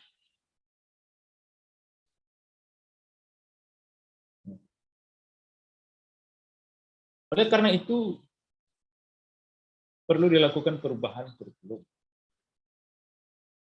Kurikulum change. Two types. Partial, one, atau part aspect of curriculum. Example, only related to learning strategy. Hanya pada learning strategy, pada evaluation, atau pada method, dan sebagainya. One, atau part aspect. Tipe kedua, radikal, total, many aspect curriculum. Baik dari sisi dokumen maupun dari implementation. Dua hal itu, ya. Jadi kita bisa lihat saat ini atau sebelumnya, apakah perubahan itu terjadi parsial atau radikal. Next.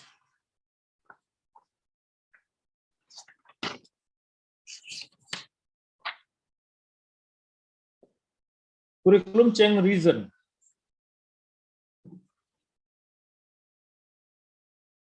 Pertama, response to dynamic society. Ya.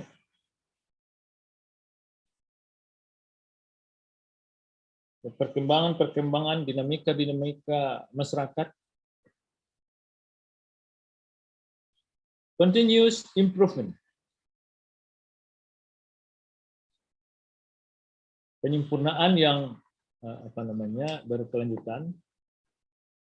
Development of science and technology. Focus and customer oriented. Organizational dan school accountability. Government policy. Tadi juga disinggung oleh Pak Beni, kalau salah Pak Beni atau Pak Johari. Efisiensi dan effectivity. UNESCO. Ini alasan-alasan perubahan kurikulum menurut UNESCO. Nah, kita lihat, lanjut.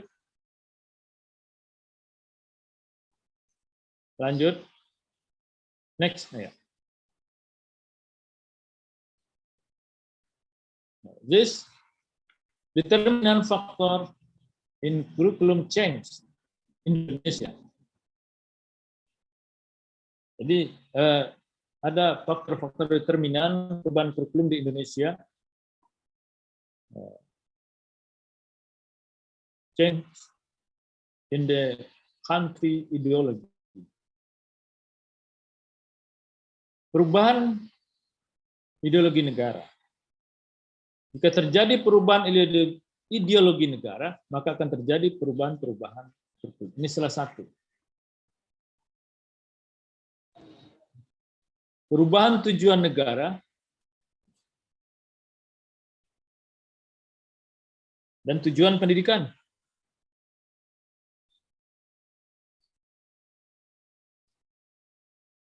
Perkembangan teori belajar dan praktik pembelajaran. Kekuatan perubahan teknologi dan informasi. Kekuatan perubahan sosial. Dan yang terakhir, juga merupakan salah satu terjadi perubahan, setidaknya adalah implementation kurikulum atau curriculum implementation adalah disaster atau pandemi, wabah. Seperti sekarang, pandemi COVID-19,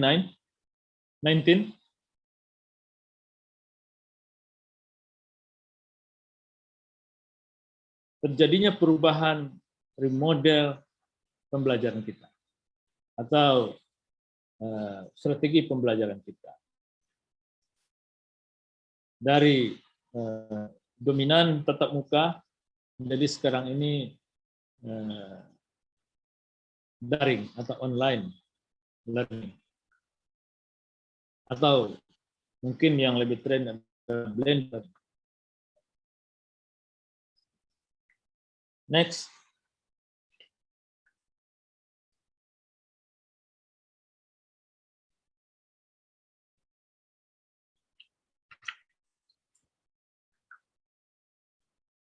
Perubahan kurikulum akan sukses atau akan sukses. Ya. Kuncinya adalah perubahan mindset, perubahan kebiasaan,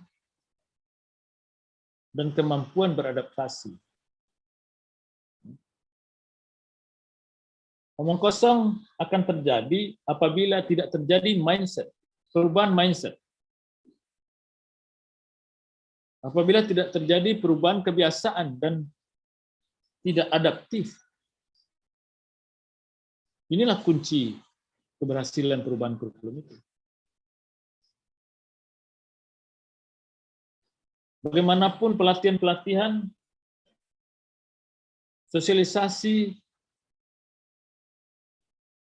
bila mana tidak berubah mindset, tidak berubah habits, and adaptability, maka sosialisasi atau pelatihan itu adalah sia-sia.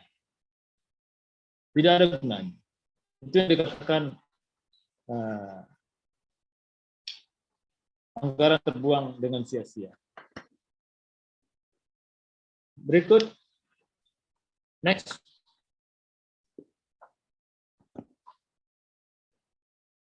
Okay.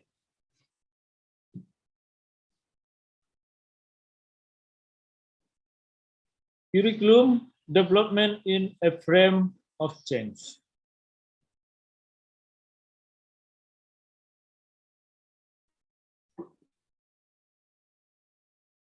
Apa yang mesti menjadi bingkai perubahan dalam curriculum development di masa depan, ya? Pertama adalah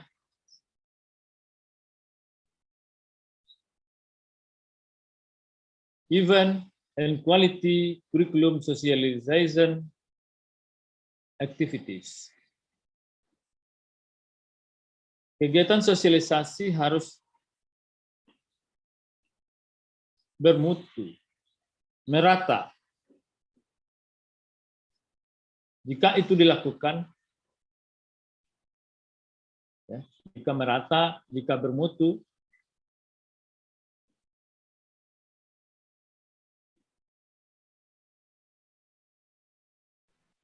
oke.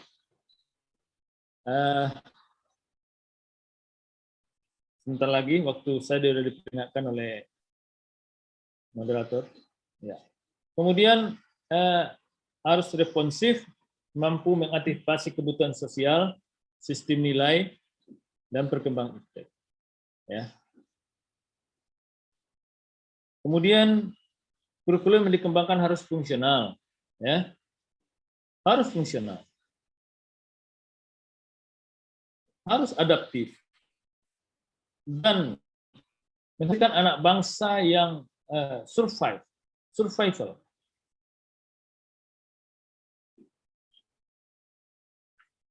Next, tinggal 2 slide lagi. Ya. Kemudian mari duduk bersama, ya, bekerja keras bersama. Ya, ini adalah kunci pengembang kurikulum. Jangan dibikin sendiri, jangan dibikin kelompok, dan diposisikan kepentingan negara di atas kepentingan golongan, ya, atau kepentingan kelompok, atau kepentingan politik penguasa yang ingin hanya tampil beda, gitu ya. Ini yang perlu dihindari. Dioptimalkan komitmen guru, kepala sekolah, dan pihak-pihak lain. Simpulan, ya. Next, simpulan. Ya. Mengembangkan kurikulum terbaik memerlukan pengkajian dan penelitian yang mendalam dan komprehensif. Kemudian duduk bersama, kerja keras adalah kunci keberhasilan pengembang kurikulum. Kurikulum masa depan adalah yang fungsional, adaptif, dan futuristik. Next. Terima kasih. Thank you. Baik, terima kasih banyak Profesor Dr. Auben binti MPD atas pemaparan materinya. Di sini bisa saya tarik sedikit kesimpulan, menyatakan bahwa terdapat banyak isu-isu untuk setiap ada perubahan kurikulum, pengembangan kurikulum, terutama untuk kurikulum masa depan, sehingga para pengembang kurikulum sebaiknya berembuk bersama untuk menentukan kurikulum mana yang terbaik untuk masa depan. Baik, kita sudah memiliki, sebentar, ada 2 pertanyaan. Baik, Prof, akan saya bacakan pertanyaannya. Currently, the digital literacy movement continues to be encouraged. How is it implemented in the school curriculum? Is there a literacy-based curriculum? Yaitu saat ini gerakan literasi digital terus digalakkan. Bagaimana pengimplementasiannya di kurikulum sekolah? Apakah ada kurikulum berbasis literasi? Silakan, Prof. Ya, terima kasih atas pertanyaan dari Atos Indria MPD. Atos Indria MPD. Terima kasih Pak Atos Indria. Ya. Begini, bahwa memang saat ini sedang digalak-galaknya atau digalakkan bahwa literasi kurikulum, ya, literasi kurikulum di berbagai jenjang dan satuan pendidikan, terutama mungkin di jenjang pendidikan dasar, ya, ini harus menjadi prioritas utama di dalam pengembangan kurikulum. Katakanlah mungkin di PAUD atau di elementary school misalnya, ya, literasi teknologi misalnya, ya. Literasi teknologi ini harus diintegrasikan, ya, harus diintegrasikan di dalam pembelajaran, ya, walaupun literasi teknologi baik di SMP, di SMA, dan di SD bukan merupakan suatu mata pelajaran, tetapi para guru dapat mengintegrasikannya di dalam mata pelajaran atau mata kuliah yang kalau di perguruan tinggi itu bisa literasi media, literasi digital dan sebagainya. Itu dilakukan per mata kuliah ya dalam bentuk satu disiplin ilmu. Tetapi di sekolah dasar di jenjang yang bisa dilakukan secara integratif. Itu Bu moderator. Baik, berarti literasinya diintegrasikan pada setiap materi ya Pak ya? Jika pada perguruan tinggi itu bisa berupa mungkin mata kuliah yang ditambahkan untuk penguatan literasi. Seperti itu, Prof?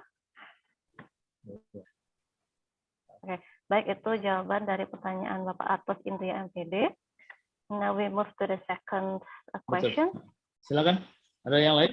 Second question, there is what are the factors that must be considered in curriculum change so that it can improve the quality of the curriculum and be able to compete with other developed countries and can reduce backwardness in the world of education. The question from Mehmet Kasmat from Universitas Terbuka. Thank you so much, Mr. Mehmet Kasmat. Apa saja faktor-faktor yang harus diperhatikan dalam perubahan kurikulum sehingga dapat meningkatkan kualitas kurikulum dan mampu bersaing dengan negara maju lainnya, serta dapat mengurangi keterbelakangan dalam dunia pendidikan? Silakan, Prof. Tolong diulang lagi, ada gangguan tadi. Ada trouble. Oke, saya ulang lagi, Prof. Apa saja faktor-faktor yang harus diperhatikan dalam perubahan kurikulum sehingga dapat meningkatkan kualitas kurikulum dan mampu bersaing dengan negara maju lainnya, serta dapat mengurangi keterbelakangan dalam dunia pendidikan? Cukup jelas, Prof? Ya, terima kasih Pak Mehmet. Ya, tadi memang sudah disampaikan faktor-faktor determinan yang membuat kurikulum berubah. Tetapi di sini bagaimana meningkatkan ya kualitas kurikulum ya? Apakah itu kurikulum dalam dimensi implementasi maupun kurikulum dalam dimensi dokumen ya? Tentu saja di sini kita tidak ya merupakan suatu keniscayaan ya. Kita mempelajari, memahami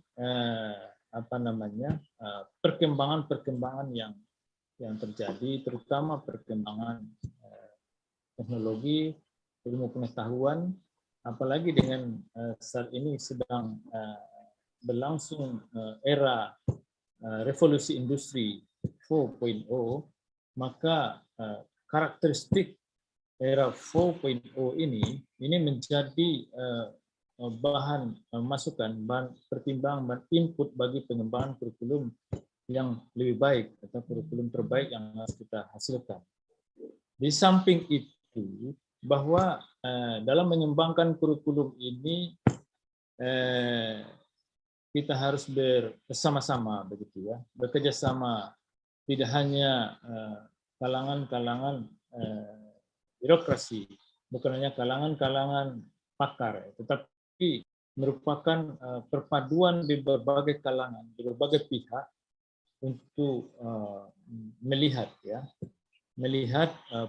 perkembangan sekarang dan yang akan datang, gitu ya, masa depan. Tentu saja kita tidak alergi juga mengadop hal-hal yang baik, hal-hal yang terbaik, nilai-nilai yang terbaik, pengetahuan terbaik yang mungkin relevan atau cocok dengan sosial atau kondisi sosiologis bangsa Indonesia. Nah, inilah yang harus kita perhatikan di dalam mengembangkan kurikulum agar kurikulum kita ini menjadi kurikulum terbaik di masa depan. Dan yang lebih penting adalah supaya anak-anak kita yang kita lahirkan dari kurikulum ini menjadi survive, ya, di samping tadi dia bisa fungsional, samping dia bisa adaptif, ya, tetapi dia survive. Ini yang apa ya? Kemudian gejala-gejala yang tampak seperti yang saya sampaikan tadi, ya, minimnya nilai-nilai, ya, minimnya aplikasi. Nah, ini juga menjadi perhatian yang jadi fokus ini bagi pengembang kurikulum agar kurikulum kita ke depan ini juga dapat mencapai tujuan pendidikan nasional kita yang komprehensif tersebut, ya. Tidak hanya pengetahuan moral yang perlu kita berikan, tapi juga perilaku moral perlu kita perlihatkan, kita teladankan kepada mahasiswa kita. Bukan hanya nilai-nilai yang dianut atau yang dipahami yang perlu kita pupuk, tapi bagaimana operative value atau nilai-nilai yang operasional yang harus kita kembangkan juga. Ini adalah untuk meningkatkan kurikulum terbaik kita. Itu saja yang ingin saya sampaikan, Bu Mutia. Ya. Baik, terima kasih banyak Bapak atas penjelasannya. Sudah sangat tercerahkan dari jawaban dari Bapak. Okay, I think it's enough. That's 2 questions for this session.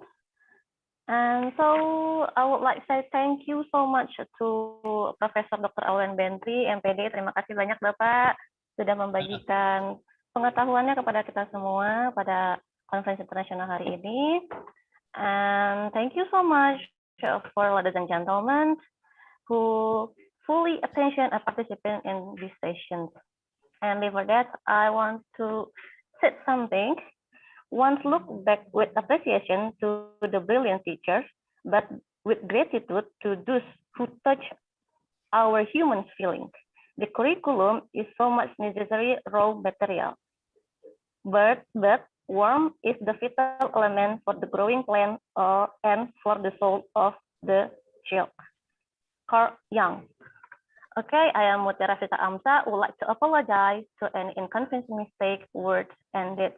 Billahi taufiq wal hidayah. Wassalamualaikum warahmatullahi wabarakatuh. Waalaikumsalam warahmatullahi wabarakatuh. Thank you for Professor Dr. Aulen Bentri, MPD, and Ms. Mutiara Felicita Amsal, MPD, for the speech. Ladies and gentlemen, for the season of Associate Professor Dr. David Stein, we would like to apologize that Mr. Professor Dr. David Stein couldn't be with us today due to the suddenly issue, but the material will be read by Mr. Dedi Supendra, MA. Ladies and gentlemen, please welcome to Mr. Dedi Supendra, MA. Thank you, Aina Almardia. Well, ladies and gentlemen, Bismillahirrahmanirrahim. Assalamualaikum warahmatullahi wabarakatuh. First of all, I would like to apologize for all the participants who have sparing their time to attend to this conference because Associate Professor David Stein couldn't be here today due to a little and sudden situation. But I hope that this condition would not decrease our quality of conference today. We are trying to catch up with the Mr. David Stein and trying to set out a new schedule so we can set a new presentation for him in this week. But for the session today, I've got a permission to read Mr. David Stein's slide. So I will read it and in bilingual, Bahasa Inggris and Bahasa Indonesia. Allow me to share the slide. So this is the slides written by Associate Professor David Stein. Mr. David are going to talk about a new teaching partnership, human and pedagogical agent in online class. Jadi di sini Mr. David akan berbicara tentang hubungan suatu hubungan baru mengajar gitu ya, partner baru dalam dunia mengajar, yaitu hubungan antara manusia dan pedagogical agents in online class, dalam kelas-kelas online.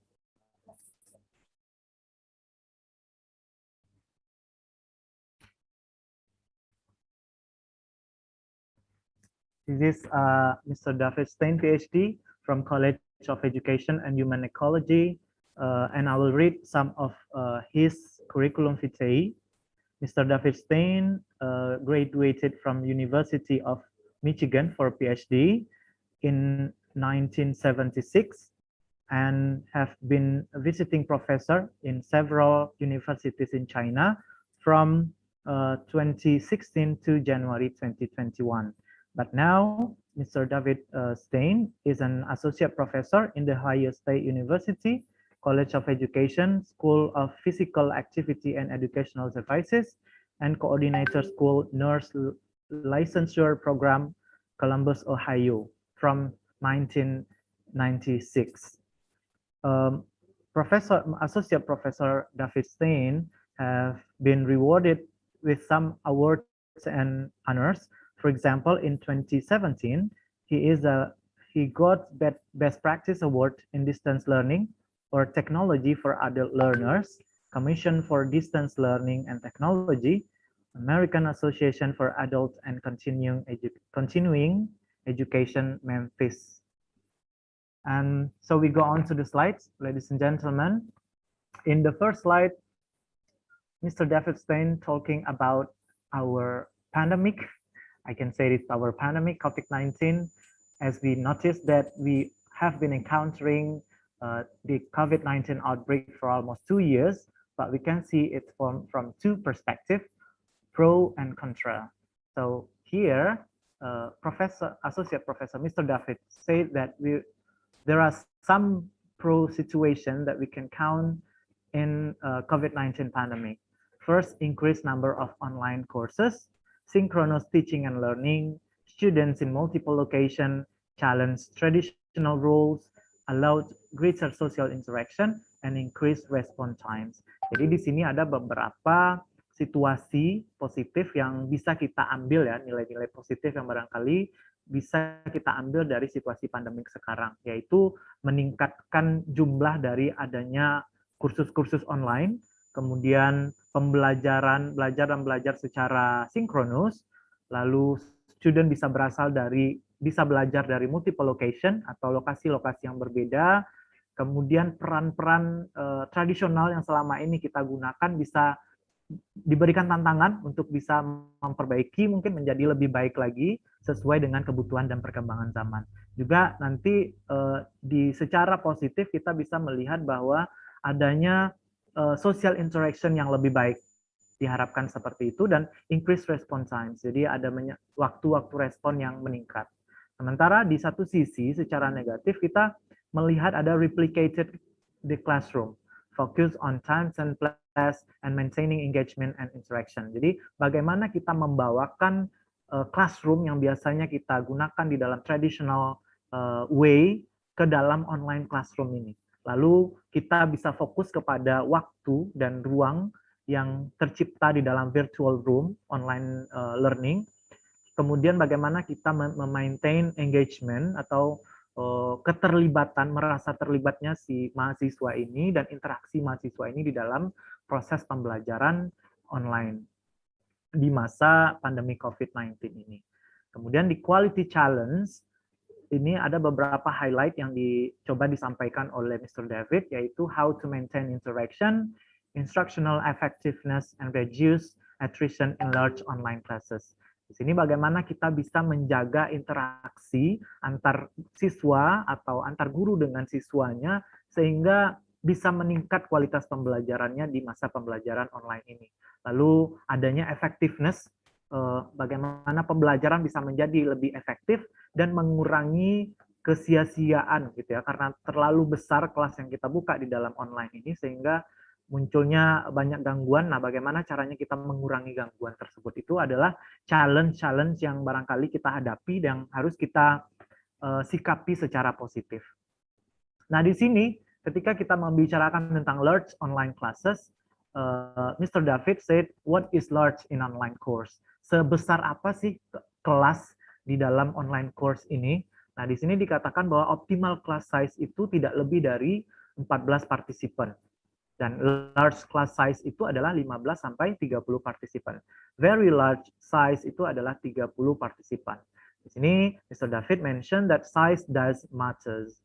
Bahwa ukuran kelas, jumlah mahasiswa, jumlah siswa di dalam kelas itu akan sangat berpengaruh sekali terhadap kualitas pembelajaran online kita. Semakin besar kelasnya, semakin banyak mahasiswanya, tentu bisa saja mengurangi interaksi, tidak bisa menjangkau begitu banyak interaksi antara studentnya. Nah, apa yang student inginkan sebenarnya dari kelas online ini? Pertama itu adalah timely feedback. Jadi feedback umpan balik atau jawaban yang bisa diberikan oleh pengajar itu dari waktu ke waktu, gitu ya. Jadi kemudian ada interaction with instructors and peers, bagaimana membangun interaksi yang baik dengan instrukturnya, dengan rekan kelasnya, gitu ya, dan juga being aware of due dates and expectation. Jadi mengerti dengan deadlines karena ada tugas-tugas barangkali, ujian dan segala macam. Kadang-kadang masalah yang dihadapi adalah masalah due dates dan apa sih learning outcome, ekspektasi dalam mengikuti pembelajaran ini apa. Kemudian consistent structures, siswa di sini menginginkan struktur pembelajaran yang lebih konsisten, karena mungkin di sini kalau dalam Indonesian konteks ya, karena kita belum terbiasa dengan online learning, kita membuat struktur yang kurang konsisten. Nah, di sini Mr. David sudah menotis bahwa mahasiswa itu atau siswa itu membutuhkan struktur yang konsisten dalam pembelajarannya. Terus ada timely response to question and emails. Jadi bagaimana mahasiswa mengharapkan pengajar itu dapat merespon pertanyaan-pertanyaan atau email-email yang dikirimkan oleh mahasiswa kepada dosen-dosennya. Nah, ini adalah instructor issue. Bagaimana ada beberapa masalah-masalah atau isu-isu yang muncul dari sudut pandang instruktur atau pengajarnya. Yang pertama adalah ada begitu banyaknya tugas-tugas administratif atau administrative task. Kemudian ada supportive learning environment, nah bagaimana menciptakan suasana pembelajaran yang suportif, meaningful feedback, memberikan feedback-feedback yang bermakna kepada mahasiswa, dan juga teaching presence, kehadiran dalam proses pembelajaran. Mungkin karena dipengaruhi oleh banyaknya administrative task dan supportive learning environment yang masih kurang, sehingga teaching presence ini menjadi isu tersendiri bagi instructors-nya. Is this your digital classroom? Nah, ini Mr. David melihat situasi dalam digital classroom masa kini yang mana menyebabkan decreasing student interest in content, mengurangi ketertarikan siswa itu dalam materi-materi yang disampaikan di dalam pembelajaran. Lalu adanya lack of interaction among student, kurangnya interaksi di antara studentnya, kemudian frustration with instructor feedback dan instructor presence. Jadi si mahasiswa ini cukup frustasi dengan feedback-feedback yang diberikan oleh si instructors, dan juga kadang-kadang instructors-nya hadir, kadang-kadang tidak hadir gitu. Jadi ini adalah situasi yang disadari oleh Mr. David yang menjadi isu dalam digital classroom masa kini yang disebabkan oleh pandemi COVID-19. Nah, Mr. David ingin mengulas mengenai your pedagogical agent. Bagaimana agent pedagogi ini bisa nanti menjadi partner baru kita dalam kegiatan belajar mengajar. Apa yang dimaksud dengan pedagogical agent? Kita lihat pada slide berikut ini. Nah, di sini ada dua definisi. Yang pertama agent, yang kedua adalah pedagogical agent. Agent itu berhubungan dengan komputer yang independent, tapi memiliki social ability, reaktif, dan juga proaktif, gitu ya.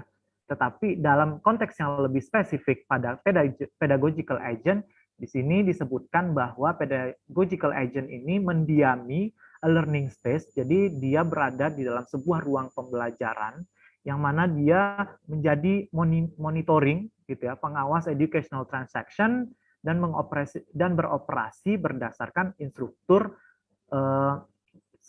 menjadi lebih independen dalam merespon proses kegiatan belajar mengajarnya. Nah, ini seperti AI ya, artificial intelligence, yang barangkali bisa membantu manusia dalam khususnya dalam kegiatan belajar pembelajaran. Nah, tugasnya di sini can grade learners post announcement answer routine question. Jadi dia bisa membantu si partner ini bisa membantu guru atau instruktur dalam menjawab pertanyaan-pertanyaan si mahasiswanya. Nah, ini adalah karakteristiknya. Karakteristiknya bisa disebutkan bahwa ini adalah human AI partnership, bagaimana ini adalah hubungannya antara AI dan manusia, artificial intelligence dan manusia, dan tugasnya adalah responding to routine inquiries. Kalau misalnya ada pertanyaan-pertanyaan yang rutin disampaikan oleh mahasiswa, nah si AI ini, si partner ini nanti akan merespon. Lalu dia akan menjadi personalized cognitive support, jadi dia mendukung pengembangan kognitif gitu ya, mahasiswa, lalu personalized social support-nya, jadi mendukung sosialnya, dan juga mensupport instructor decision making. Jadi juga bisa digunakan untuk mendukung keputusan yang diambil oleh instrukturnya. Nah, a partner for tomorrow. Jadi di sini disebutkan bahwa a partner for tomorrow itu adalah menugaskan agent of pedagogical ini dengan voice and human features. Jadi bagaimana nanti barangkali ya, kalau for tomorrow berarti nanti kita bisa mengadakan agent ini dengan voice and human feature sesuai dengan fungsinya barangkali merespon atau memberikan feedback terhadap question rutin tadi. Tapi dan juga dibekali dengan fitur-fitur manusia barangkali ya, memahami. Di sini disebutkan bahwa tracking student emotional and cognitive levels. Dia juga bisa men-tracking, mengukur emotional and level kognitif dari mahasiswa atau siswanya. Juga menyusun dan mengajarkan bagaimana menciptakan sesi pembelajaran yang menarik, yang layak untuk digunakan di dalam proses pembelajaran digital. Kemudian juga mensupport instructor decision making, mensupport atau mendukung keputusan yang dibuat oleh instrukturnya. Nah, ketika Mr. David mengatakan partner for tomorrow, di sini beliau melanjutkan bahwa tomorrow is here. Sebenarnya kita tidak bisa lagi menunggu waktu mengatakan bahwa oh, tomorrow masih ada hari esok gitu ya. Karena menurut Mr. David, hari esok itu adalah hari ini. Jadi sudah saatnya lah kita untuk welcome your pedagogical agent as a partner in online instruction. Bagaimana kita be ready, siap untuk menyambut kedatangan pedagogical agent ini sebagai partner kita di dalam online instruction. Nah, that's all slides yang sudah ditulis oleh Mr. David. Again, we would like to apologize for all the participants, but Mr. David has sent a message for me. If there are any questions from participants, he will be happy to answer the question via email. So we open the question from the participant and send the question from to Mr. David. That's all for today. Thank you so much. I'll give the audio. Mr. Dedi, yes, Mr. Moderator, yes. I hope that tomorrow we try to contact with David. So tomorrow we have time to see David in online. I think that's my expectation, and we are expectation about this, right? Yes, Mr. Benny, we have contacted Mr. David and have a new arrangement for tomorrow morning. Once we got the message from Mr. David, we will like to let you know. Okay then. Yes. Okay, hope so then. Yeah, thank you, Mr. Ben. Okay, I'll give the microphone back to the MC. Assalamualaikum warahmatullahi wabarakatuh. Thank you for Mr. Dedi Supendra for the speech. Okay, ladies and gentlemen, distinguished guests, participants, ladies and gentlemen. Closing speech by Head of Curriculum and Educational Technology Department, Dr. Apna Hidayati MPD. Please welcome Dr. Apna Hidayati MPD.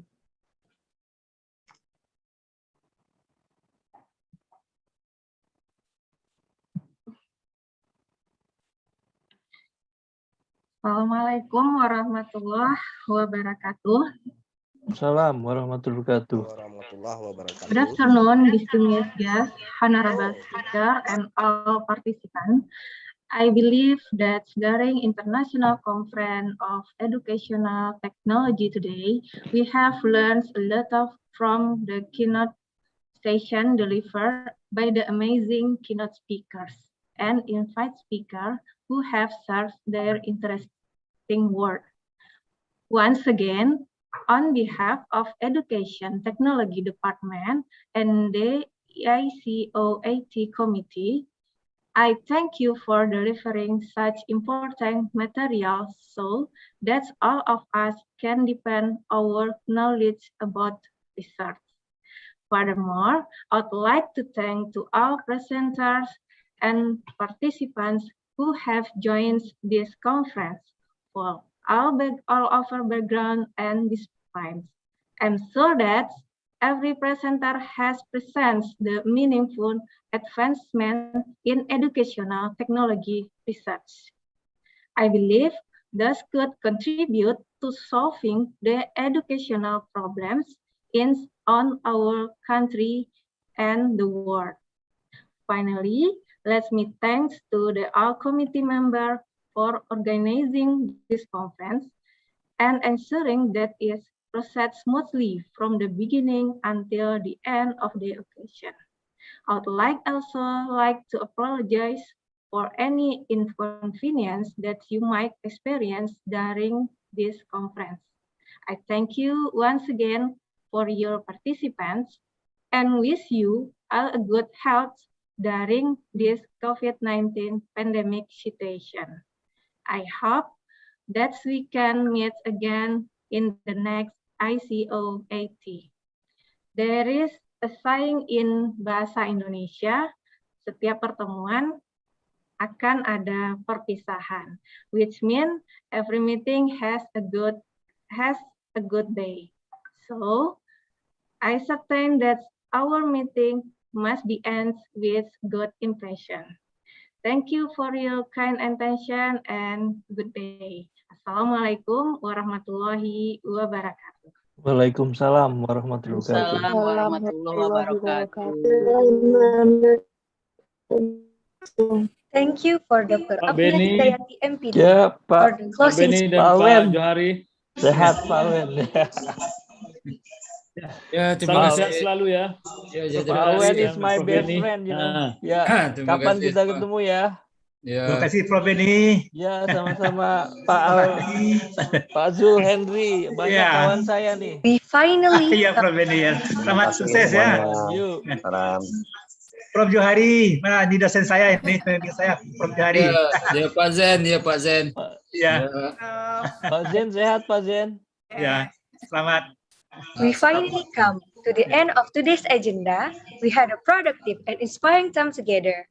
I hope you found the presentation on this conference are informative and helpful. I am Aina Almardia saying thank you so much for your attention. See you for the next occasion. Wassalamualaikum warahmatullahi wabarakatuh. Waalaikumsalam warahmatullahi wabarakatuh. Waalaikumsalam warahmatullahi wabarakatuh. Prof. Johari sehat ya? Alhamdulillah Prof. Beni. Nanti kita boleh berhubung lah insyaAllah. Ya, kontak Pak. Ya, insyaAllah. Making Sekarang, something together, right? ya, sekarang online saja, mudah saja. We can share our journal maybe. Ya, insyaAllah. Ya. Yeah.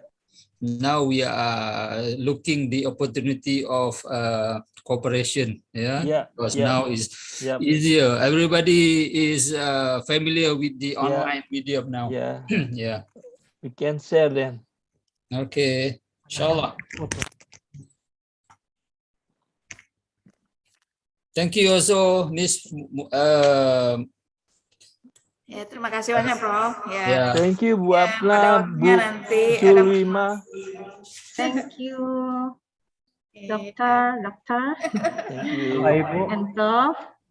mohon izin untuk dokumentasi sebentar. Ya. Okay. Be ready and 1, 2. 1, 2, and free.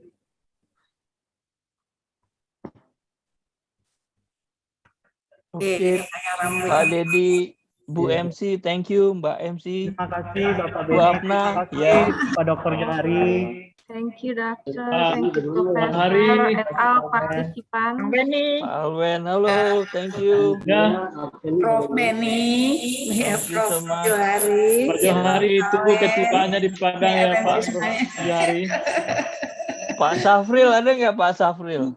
Pak Sapil ada. Oke, Pak Sapil. my best friend. Thank you, Pak Alwen, my best friend. Ya, Ya, Pro Awen. Sehat ya, Pro Awen. Oke, sehat. Ya. Oke, Pak Johari. Prof. see you Johari. again. Sampai jumpa ya. Ya, sampai jumpa lagi. Saya ya, izin. Prof. Beni. Ya. Bu Zwirma, thank you. Makasih ya, Prof. Beni. Mohon izin live. Saya live ya, izin. Thank Ya. you. See you Makasih, again. Prof. Ya. Ya. Terima kasih banyak, Pak. Ya. Terima kasih Mutiara. Ya, Terima kasih banyak, Prof. Sampai ke Johor lagi, Prof. Tesisnya udah sampai ya, alhamdulillah. Ya. Oke, Zorina. Oke, assalamualaikum. Saya keluar dulu ya. Waalaikumsalam warahmatullahi wabarakatuh. Oke, semoga ketemu lagi lah nanti di Padang ke di UTM ke nanti. Amin.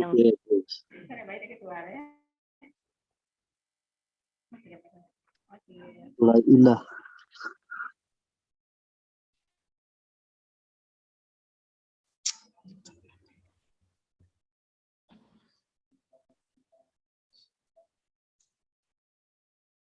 Makan kue lu, Bu Ketua. Ketua, senang nanti mencari senyum Ketua di penutupan ya. Ya, sukses Ketua. Ya. Apalagi menangnya Pak Dedi, nah menggantikan si. Iya, Bu. Alhamdulillah.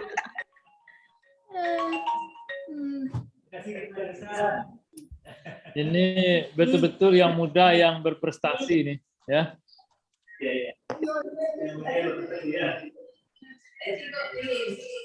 Apa kue itu?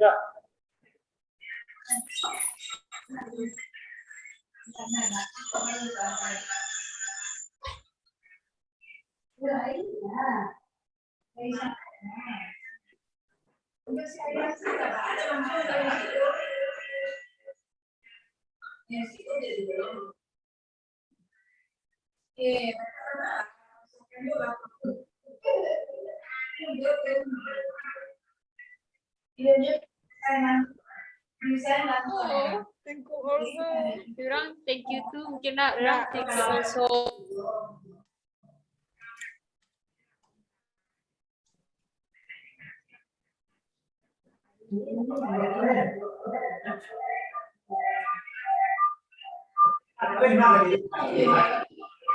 Materinya di mana ya, Bapak Ibu? Bu, maaf, absennya kirim lagi, Bu. Karena barusan alamatnya terputus. Materinya di mana ya, Ibu, Bapak? Ini absennya ada di chat, Bu. Materinya, Pak? Materinya sudah ada di webinar juga, Bu. Jadi bisa di-download materi dan juga mengisi daftar kehadiran. Pak, absennya kirim lagi, Pak. Saya terputus, jadi nggak ada linknya. Tadi udah absen susah, terus saya keluar, taunya mau absen lagi deh. Baik, Bu. Kirim lagi. Itu sudah dikirim lagi, Bu, di kolom chat. Iya, makasih. Sama-sama, Ibu. Langsung di akun ya, Pak Dedi ya? Ya, Langsung betul muncul sekali, ya? Bu. Oke, saya sudah berhasil. Semuanya kalau sudah gitu. ada di akun website, ada PPT-nya, dan juga ada daftar hadir di sana, Ibu.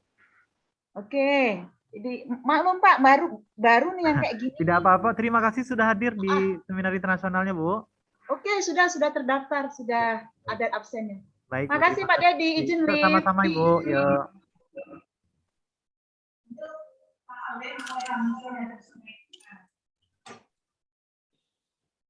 Prof. Alwen khusus naiknya kayaknya. Kita kok nggak dapet ya.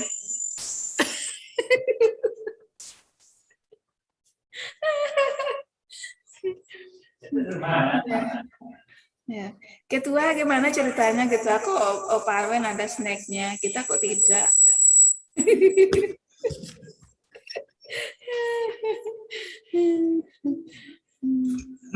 Macam cara macam kan itu kan gadang sih lah pernah. Aku yang sosial ada kan gadang. Iya. Pembicara terakhir. Oh iya, keynote speaker dapat kiriman langsung.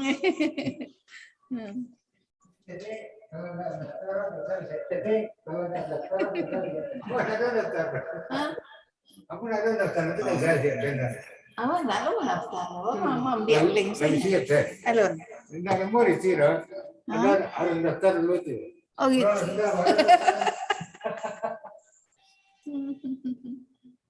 Gitu ya.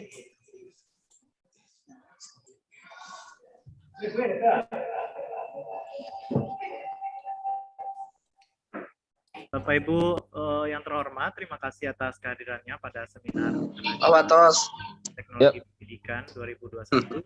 Mudah-mudahan kita bisa Lima kan tua. Berikutnya. Kan tua. Oh. Ya. Dina Dedi. Kan nggak bisa diam-diam acara itu. Banyak kali nggak masuk aku. Iya, Pak Atos. Nggak masuk. Sudah mendaftar, Pak Atos? Ini daftar tapi emailnya kok salah loh ya. Pastikan lagi emailnya. Betul. Inilah. Ya, terima kasih Bapak Ibu semuanya, izin untuk ending. Semoga kita sehat selalu. Assalamualaikum warahmatullahi wabarakatuh. Waalaikumsalam warahmatullahi wabarakatuh.